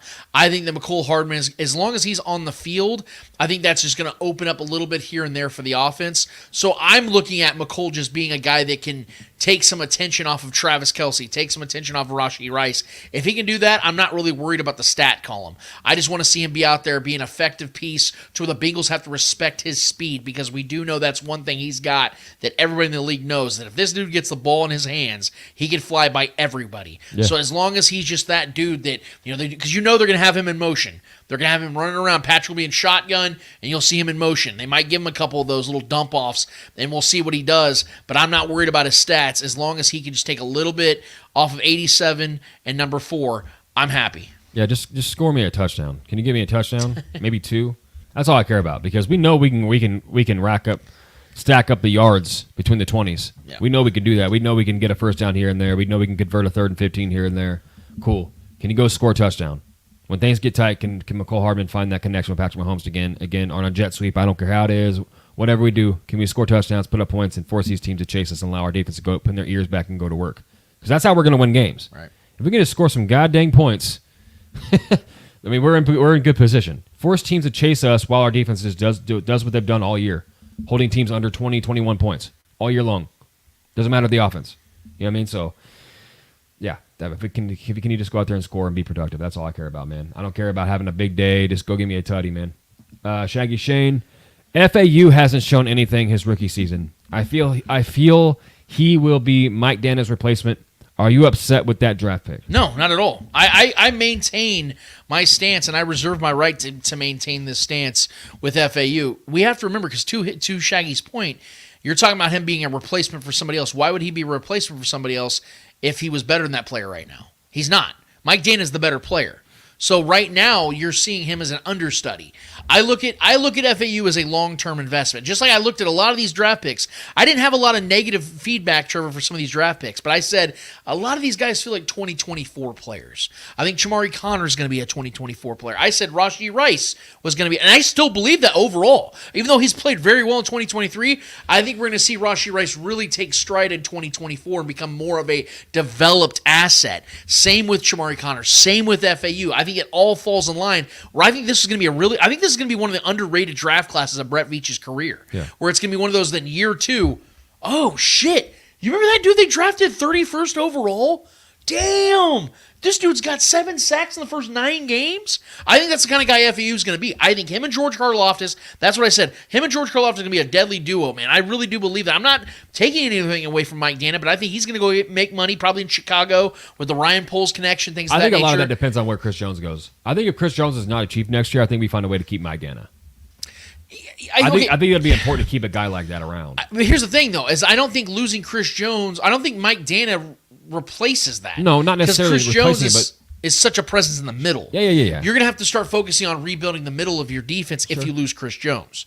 I don't think Mike Dana, if you keep Mike Dana, it's not like things get better. I'm just saying playmakers. We know Mike Dana, what he can do as a playmaker. Yeah. If we lose him and Chris Jones on the defensive line, that's tough, man. And I know this sounds like I'm taking stuff away from Mike Dana, but in that aspect, in that context, yes. I know what you're saying. Yeah. Those guys all feed off what Chris Jones does. So if Chris Jones is gone, this is a whole other conversation, but if Chris Jones is gone in 2024, then you're looking at rebuilding the entire mentality of how you have defense, because Spags is then going to have to lean into his edge rushers. Because right now, this defense, this front seven is not built upon edge rushers. Yes. Yeah. This defense is built upon what Chris Jones brings. And that's what. So the whole defense is going to change. Sure. And not to mention the fact Justin Reed will probably be gone. Drew Tranquil will probably be gone. Yeah. Willie Gay might be gone. Like there's going to be 5, 6, 7 defensive players that won't be here next season potentially. That applies to everyone. Chris Jones is absent. That's going to affect everyone on the defense and the entire defensive unit. But that's what I'm saying. Like, would I rather lose Chris Jones and find a way to keep Maidana and not, and still keep a really good playmaker, a guy that knows how to get after the quarterback and create pressures? Granted, whether he's feasted off that because of Chris Jones' absence or not, we've seen Maidana, play well even in Chris Jones' absence in small sample sizes. But I don't know. I think losing those guys at the same time would suck. That's all I'm saying. Like that, we want to try to keep as many playmakers on this defensive line as possible. But I do agree. I think when Chris Jones, if he is gone this offseason, I think we are really going to have to lean into getting pressure off the edge. Right. That could definitely start with or begin with George Karlaftis even taking another step, who's been great this year, who's probably going to lead this team in sacks most likely. Yep.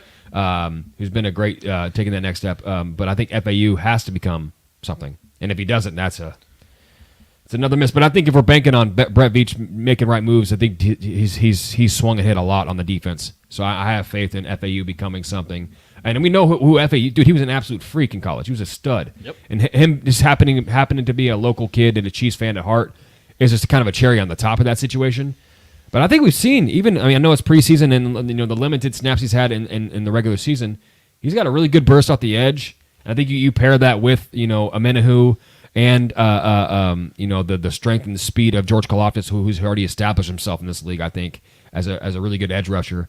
I think FAU is in a good spot, and it just feels like this year isn't a year where this is just a development type of year for him to really learn behind some guys. And I agree with you. I think he could shock a lot of people coming into next season and what he could do. He seems like a guy that can really jump off the screen with this first step. He's really quick off that first step. And he's got a motor. He could be Johnny Depp in a romance movie. He could shuck a lot. Wow. Nice. Okay, I'm gonna go right to our next question here. Brian Parrott, who would you seriously entertain in an effective trade for FAU? We're talking FAU trades. All right. I don't really know. There's no trade value there yet, man. I mean, he's a first-round pick, but draft capital. I think that the Chiefs are probably going to be comfortable with seeing what they got first. Now, if FAU goes into 2024 and doesn't look like a guy that has really any promise, then we could see them being a little more cutthroat about it. But the one thing I do know about the Chiefs, they like to give their draft picks multiple years to really show them what they are. I mean, you even saw, like I said, Sky Moore's gotten almost 2 full seasons, and he's still on this roster and may even be on the roster next season. Yeah. So I don't really have anything for you as far as what I think they can get from FAU from a trade standpoint right now. And quite frankly, I think it'd be pretty irresponsible if the Chiefs were to trade FAU right now because you don't know what he's going to be, and he could be a stud. I expect a lot of changes this offseason. Yeah, but not on the defensive side. I expect a lot. I disagree with that. I definitely think there'll be changes on the defensive side. Well, I mean, as far as the guys we already know who are going to become free agents, that's one thing. I'm talking draft picks from this last year. No way. I'm not. FAU is going nowhere. I mean, this is a guy that we invested the highest amount we could have invested this past draft. Right. We drafted. This was our first pick last year in this draft in our hometown draft in Kansas City. That's not a guy we're just going to trade without seeing what he's capable of. If I'm not mistaken, they've drafted 16 defensive players the last 2 drafts.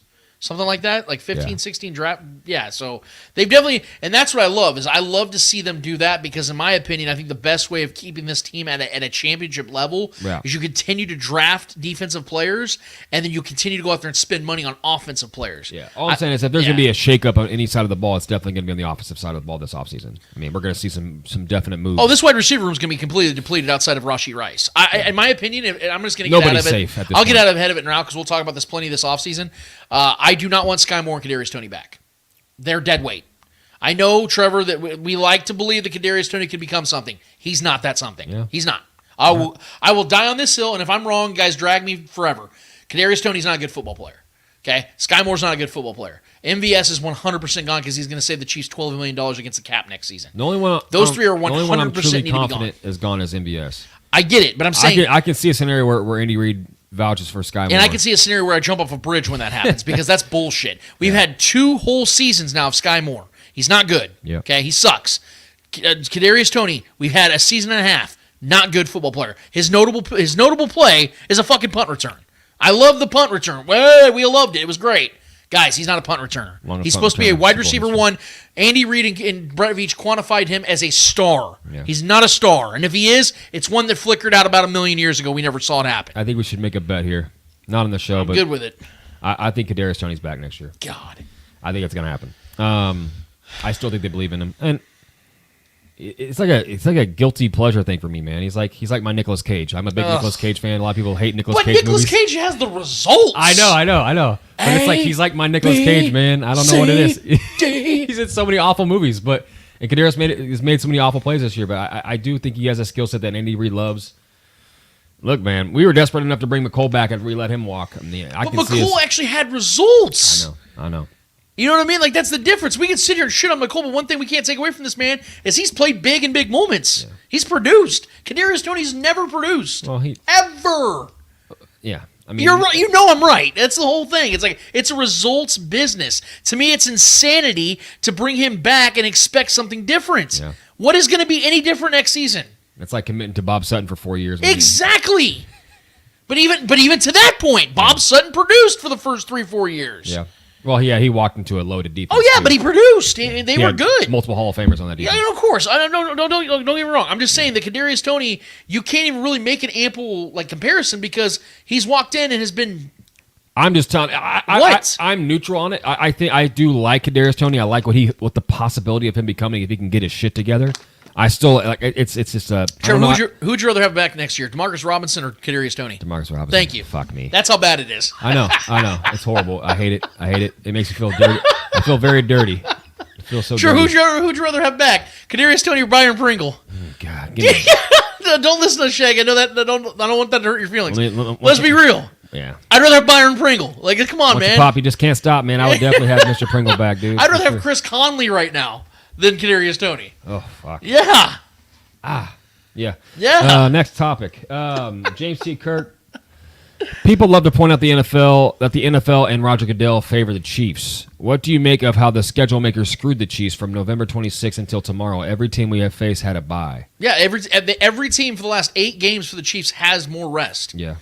And look, Yeah. I've never understood because I That's not why we're losing these games, guys. I do understand because the Chiefs have been the face of the NFL. Patrick Mahomes has been the face of the NFL. People automatically associate with they get away with stuff. They get the calls. Patrick Mahomes is the golden boy. Guys, I'm removing myself as a Chiefs fan right now, and I'm just looking at this from an honest perspective, okay? So please believe me when I'm saying that. Guys, Patrick Mahomes is one of the least saved quarterbacks in the league when it comes to penalties. You guys do understand that, right? This is true. This man has had 2 roughing the passer penalties all season. Well, he's also one of the least sacked quarterbacks in this league. But my point is, he doesn't get hit that much. We've seen how many times over the last 3-4 years Patrick Mahomes has been destroyed in the pocket, horrible hits that other quarterbacks get penalties on. He doesn't get. He actually gets the opposite face mask treatment. a lot of times. Patrick Mahomes gets more because, you have James Harden and Joel Embiid. They get a lot of that star treatment and getting the free throw. I think refs are hesitant to give Patrick Mahomes those calls. But then you got guys like LeBron James and Shaq who are these freaks that don't get those same favorable calls because they're too big and strong. LeBron is more, or Patrick's more on the LeBron Shaq side of things when it comes to those things. He doesn't get the benefit of the doubt. He doesn't get put on the free throw line a lot. That's how it was with Cam Newton too. It had to be something blatant like the Joseph 𝚂𝙿𝙸𝚂𝙾𝙳 or whatever his name is, the linebacker for the Bengals, for blatantly pushing Patrick Mahomes when he was already out of bounds for him to get that kind of call. Those are the kind of things that have to happen in order for Patrick to get the call. And furthermore, guys, the Chiefs are right now the most penalized team in the league. One of the second or third most penalized team in the league.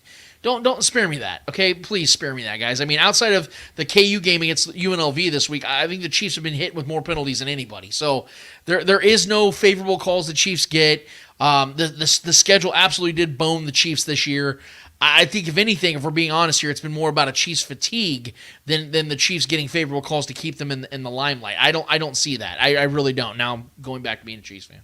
Yeah, I mean, we could talk about the rest and the preparation, these little bit of extra days that these teams get. I mean, we're also facing backup quarterbacks, guys. We've got to win these games. We just lost to Aiden O'Connell when he didn't do jack shit. Right. There's no excuses. That has nothing to do with them having extra preparation. We were losing these games, not because of that. Right. It's just not. Spare me. We came off a bye week and lost to the Eagles. Right. You know what I mean? So, cool. I don't really care, man. It is what it is. Or came off a bye week and lost to was it the Bills or the Eagles? Eagles. It was the Eagles, yeah.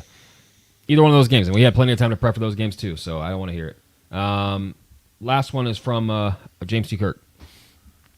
I have at least one basketball question. The Lakers, why have they struggled since the in-season tournament?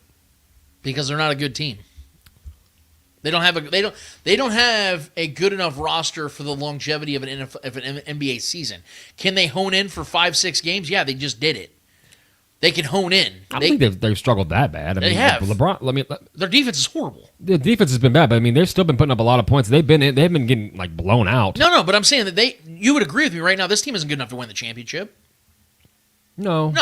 That's why they're going to make a move. They're trying to make a move for like DeJounte Murray. And I would love that. My God, for the Lakers. That's the latest rumor right Zach now. LaVine's still in the whole I'd rather have speculation. DeJounte Murray. Yeah, absolutely. Yeah. But I think that yes, there's a reason why the Lakers are going to make a move because they don't have a team adequate enough to win the big playoff. Which we know that in the LeBron era, that's what it's all about: is winning championships.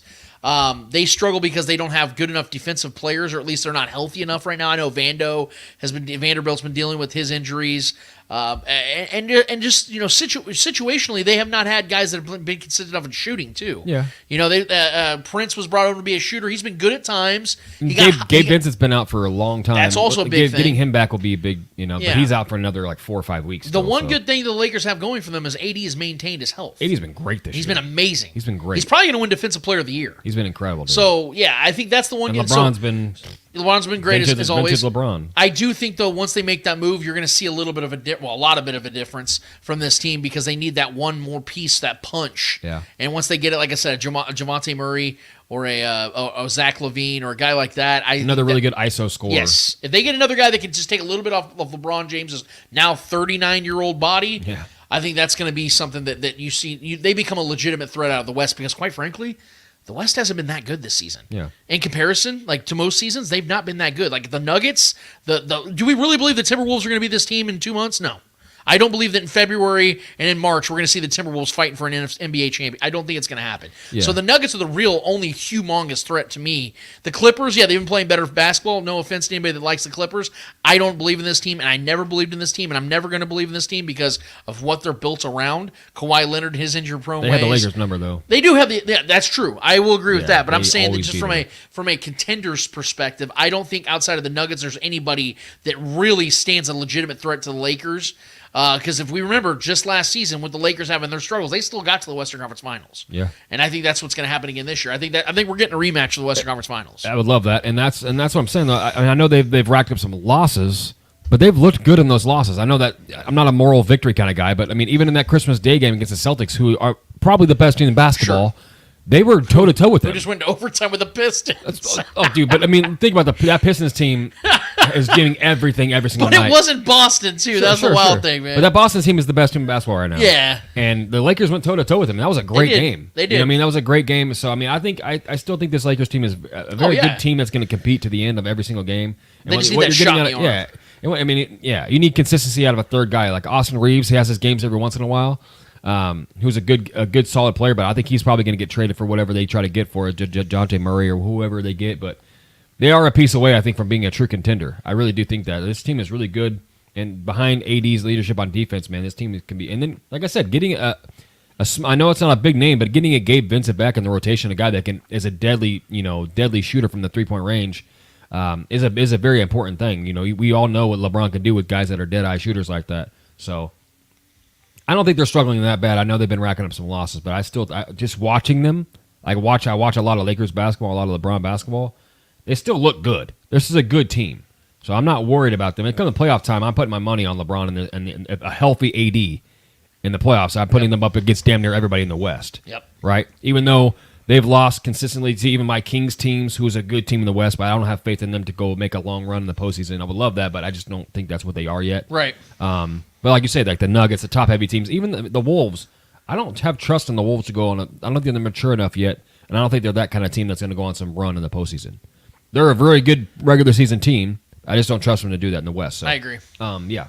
But let's see if we have anything else here. If we don't, okay. One more. He says, James T. Kirk. One more. KD is upset now. He brought it on to himself. Probably shouldn't have left Golden State. Yes, I mean, exactly. I don't feel bad for KD at all. Yeah, you see any tears coming from my eyes right now for Kevin Durant. This man, since essentially day one, was born on second, third base. And I'm not saying that the Sonics were a great franchise by any means. Yeah. But by year 2, this man had one of the greatest point guards in the history of the NFL, the NBA, on his team, and then went and got James Harden the season after that. Are we gonna act like that Suns team wasn't great before KD got there? I mean, where do you already want a to really start? good team. Where do you want to start with Kevin Durant? When CP3 was there, that was a solid The only time Western Conference Finals team. The only time this man has actually went and done it right, or went and got the title, went and got the chip, is when he had Steph Curry leading the way. Right. You've seen it every single time. He's had, and this is the funniest part about it, Trevor, not to make this into the LeBron conversation. Oh, no, but you can't people crush not make it into LeBron that. for having great teammates throughout his career, or at least after year 7. Right. People want to say Right. KD's the better player, too. But That's the yeah, funniest but part. KD's only time of ever having any success is when he had Hall of Famer after Hall of Famer after Hall of Famer in their prime, Yeah. I'll add, as a teammate. The reason why Kevin Durant's mad already in Phoenix, which I totally saw coming, is the fact that he doesn't have a plethora of great teammates that are keeping the defenses so spread thin that all he's getting is one-on-ones. He's not getting one-on-ones anymore, and he's getting older. Yep. So that's the problem, that Kevin Durant's not happy because he doesn't have it easy. That's what Kevin Durant has wanted all along, is just to have it easy. Because to his credit, he always talks about, all I want to do is go play ball and just mind my business. That's exactly it. He just wants to go and have everything his way, and if he doesn't, he throws a fucking fit, and then he's out of town. That's the player he is, guys. He's a snake. He's a guy that only uses people for what they can give him, and once they can't give it to him no more, he bitches and complains and gets himself out of there and erodes the relationship. That's the problem, guys, is that, yes, he was the best player on the Warriors. He was the best player on the Nets. He was the best player on the Thunder. He is the best player on the Suns. But he doesn't want to be the guy that takes on the brunt of that responsibility. He doesn't want the responsibility. That's why he's not an alpha. He's not. He's not a guy you build a team around to win titles. He's a guy you bring in as a mercenary to finish the job. That's what Kevin Durant is. That's the difference between him, LeBron James, Steph Curry, and anybody else you want to build your team around that can legitimately win a championship around that guy. Right. Couldn't have said it better myself. And just to add to the NBA news, there was a trade that just happened about an hour ago. The Toronto Raptors reportedly agreed to trade forward OG Anunoby, Malachi Flynn, and Precious Achiuwa to the New York Knicks in exchange for RJ Barrett, Emmanuel Quickly, and a second-round draft pick. Oh, shit. That's a big move for the Knicks. The Raptors got RJ Barrett? Yeah, but the Knicks got OG Anunoby. I mean, that's a big pick. Yeah, don't For get me their wrong. OG Anunoby, I think, is the better player. Yeah. He's an elite defender. Shit, you're probably right. And now you got that height and that defense on the Knicks team, man. That's a dude. Damn. Because the Knicks needed some defense. That's a trade that both teams can win off. yeah, of. both for sure. Both Yeah. teams won that trade. I mean, That's a yeah, good trade. RJ Barrett's an absolute stud And when he wants to be. aren't they in the same division? Well, they're both in the East. Well, obviously, I'm saying the same division. Are they? I don't know. I have to look. I can't Yeah. remember if they're in the same division. or Damn, not. that's interesting. Very rarely do we talk about divisions in basketball. It's really yeah, East that's and true. West. That's true. But yeah, man, that's a pretty big trade there for the Knicks, because that just shows that the Knicks they're really all in. Yeah. And they've been good this year. They've been competitive. You know what I mean? So that's OG Anunoby being a Knick is a big move. That's a big move. Now they got some really good length and defense on I didn't that think side. the Knicks were going to move off RJ Barrett, though. He's been a hell of a player. Yeah, for sure. That's why both sides win. Yeah. And then the Raptors go more on the offensive, because RJ's really a really good offensive player. Yeah. You He's know, averaging, like 18, 19 a game right now? and the Knicks already have Brunson, guys that can really produce and be that alpha. So they're leaning into what they are. Yeah, I like And that. OG's a great two-way player, man. That's a guy that can go get you 30 and Yeah. 4 blocks and steals and 12 to 13 rebounds. That's a guy that's a solid trade for both those teams. So I just wanted to throw that out there. Yeah. But I think that is it, man. Awesome. You guys are the best. We appreciate you guys every single episode when we do this segment at Speak It. Like I said, if you guys have not already done it, we say at the top and bottom of every single show, go to YouTube, Spoken Podcast, hit the subscribe button, notification, like, all that stuff, but get in the comments most importantly, guys, because we want to hear from you. That is what the show's all about. That is why it's literally called The Spoken, because we got to have a people that want to speak their minds and speak what they're wanting to talk about in the world of sports. And we'll be back to do that next week as well, as we do every single week. But Trevor, we got one more order of business to get to. What is it called? Hold this L. Every single episode, we finish up every single episode with a series of L's in the world of sports. Whether those L's are friendly or not so friendly L's in the world of sports, we promise you, who is ever holding those L's in the world of sports deserve those L's in the world of sports. Trevor Twidwell, who's holding the L for you this week? I mean, how could I not give this to Russell Wilson? Russell Wilson. When we saw this trade initially happen a couple years ago, You know, we thought maybe this could be, you know, could this develop into a rivalry? Can this could spark the Chiefs Broncos rivalry a little bit again? You know, even since, you know, the vacancy since Peyton Manning left the Broncos, and you know those competitive days. You know, even though they beat our ass most of those times, that team was incredible. Those teams were good when we had Alex Smith at the helm. But you know, maybe this was going to be a bit of a competition for the Chiefs. You know, bringing a savvy veteran, a guy, a Super Bowl winning quarterback over here to the AFC West. That didn't happen. Obviously, it was a train wreck year one for them. Year two has been a little bit better, but still not great. You know, bringing over Sean Payton was a solid move. I think he's a great coach. But I knew when they brought Sean Payton over to be the head coach, I knew it wasn't going to work. And I was telling you, I think there's a chance that they cut Russell Wilson off of this team, regardless of how much they're going to owe him, when they're going to owe him a shit ton of money. And kudos to Russell Wilson. I will say this too, for not budging on them, trying to strong arm him to budge off that injury contract. The injury guarantee, because they're just trying to take money out of his pocket and save as much as they could before they eventually were going to cut him, regardless of whatever he decided to do. So kudos to him for standing his ground. But I got to be real, man. This feels like, I'm not a believer in karma, but this feels like the closest thing you can have to karma and ego coming back to bite you in the ass for who Russell Wilson has been in his career. This guy, obviously, there's a reason he lost his locker room, he lost his teammates, and the way he's treated his teammates. You know, we've had the realest of real guys like Marshawn Lynch coming out talking about how he doesn't even have Russell Wilson's number. You know, he has to like call numerous other numbers just to find a way to get a hold of him. Yep. This is a guy, you know, that he won with in the highest of levels, and just all the stories and the lack of integrity he's had throughout his career with his teammates, and all of his teammates having really nothing good to say about him. That's rough. That's tough. You know what I mean? And then him coming over here and trying to find this alter ego and like this like thuggish kind of guy with this alter ego and all these different things that he's dealt with and trying to find himself.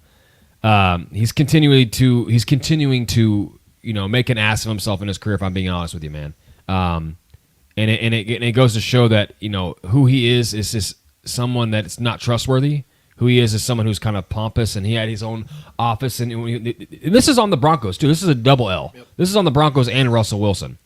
They put all their chips in the middle of this table for Russell Wilson to be the answer, and then they bring a coach over who knowingly, I think we all knew that this wasn't going to work out between him and Russell Wilson as far as their characters. Right? Sean Payton needs a guy that's going to go out there and steer the ship, and Russell Wilson is obviously a very self-centered guy. In a lot of strange ways.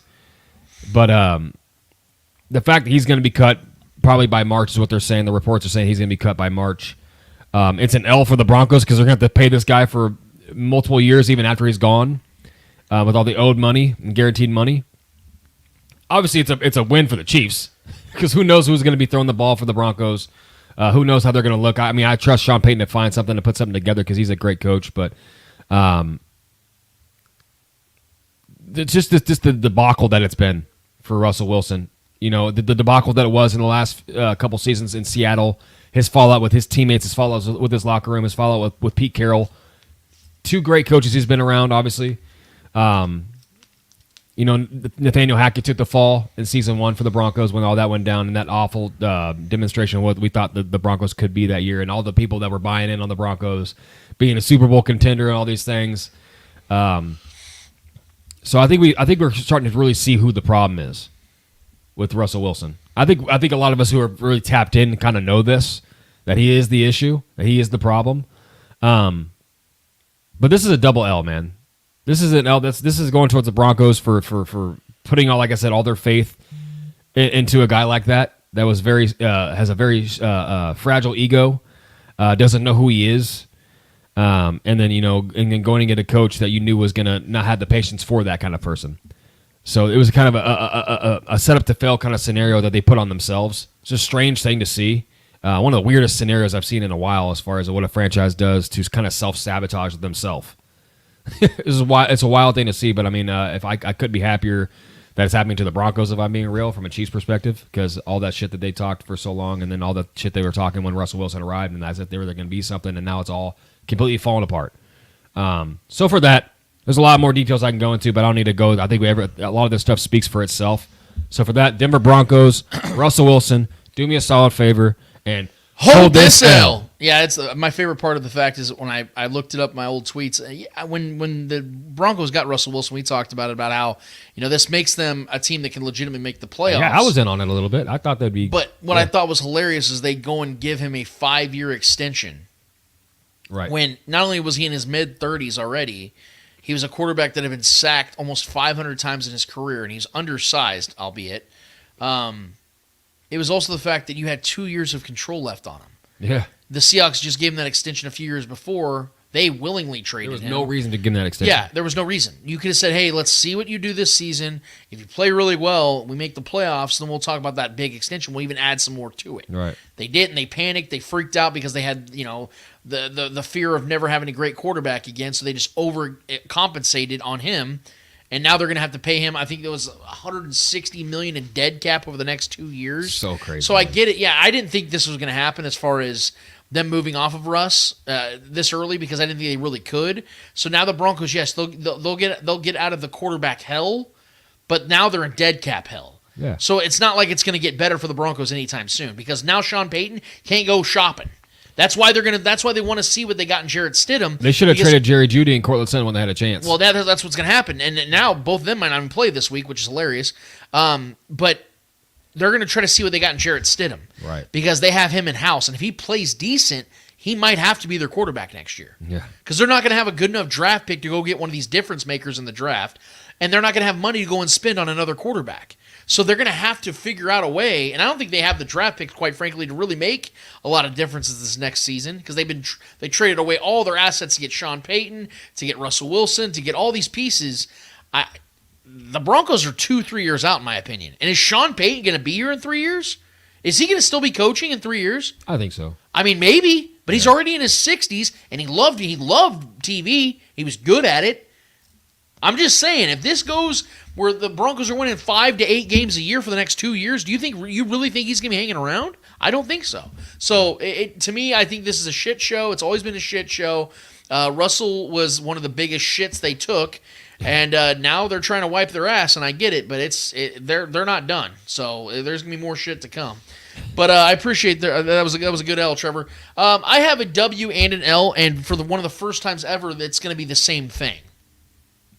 What do I mean by that? Well, our guy Nick Wright from First Things First had an incredible rant this week on one Aaron Rodgers, who also got kind of subtly bitch slapped by our guy Ryan Fitzpatrick as well, which was hilarious as well in their little commentary. But I think this put a real bow on it because no matter where you stand on certain aspects of what Rodgers stands on, I really appreciated what Nick did here, so I'm giving Nick the W here for what he says in the rants, but I'm also giving Aaron Rodgers the L for what Nick says in this rant because everything he says is 100% true.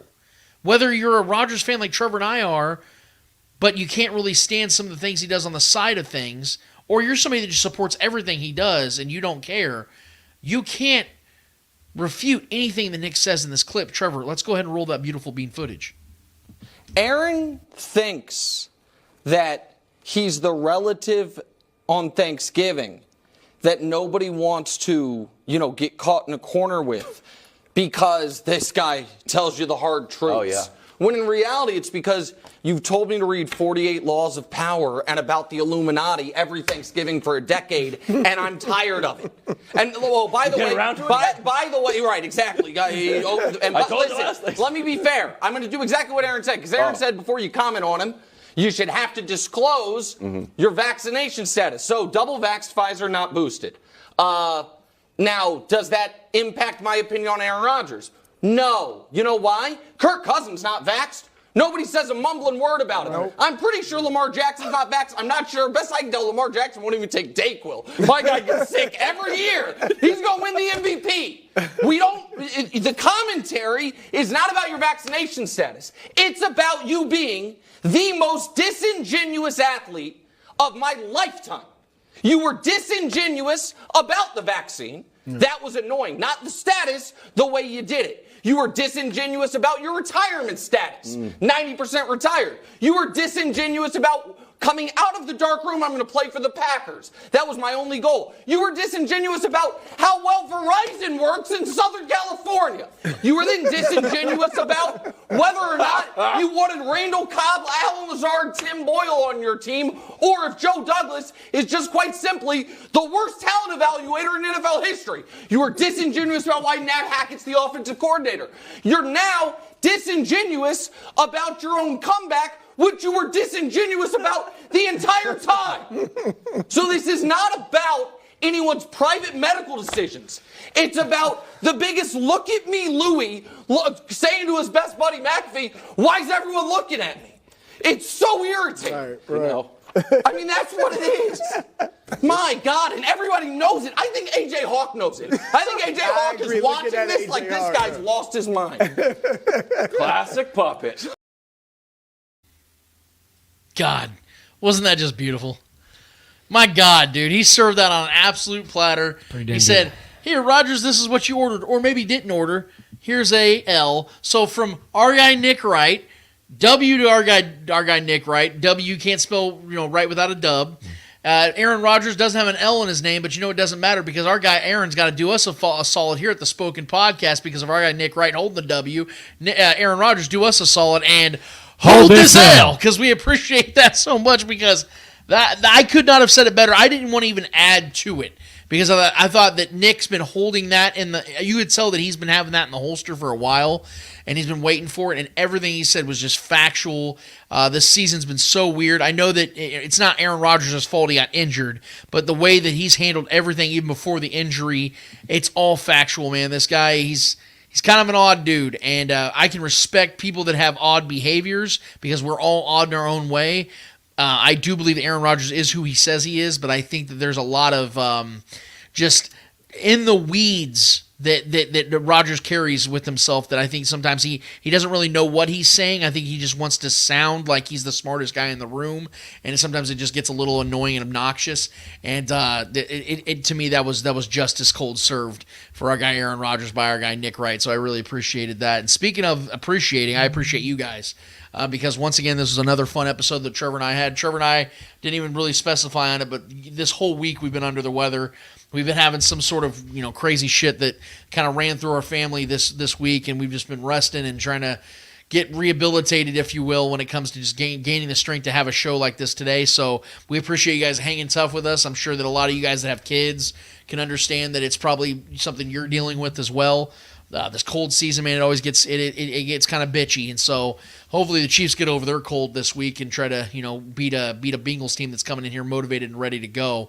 We'll see if that happens. But in the meantime, I appreciate all you guys. Thank you so much for being a part of this show every single week, and we look forward to having you guys more. Trevor and I and Vaughn Booker will be back this week to do a post-game show, chatting up the Chiefs post-game show after the Chiefs and Bengals game to give you guys our immediate reactions to what took place on the field. So be looking for that. You can find that on this channel here at the Spoken Podcast immediately after the Chiefs play the Bengals. Trevor and Book and I will be doing our show to let you guys know what we took away from that game. Hopefully it will be a Chiefs victory over the Bengals, but we shall see. But in the meantime, for Trevor Twidwell, for the great Clay Windler that puts all this together on the back end of things, I'm Lance Twidwell. The Spoken Podcast episode 249 is done, finished, and finito. And until we're back here in 1 week's time to celebrate episode 250 of the Spoken Podcast, which I cannot wait to get to, we out of this bitch. Later. Happy New Year.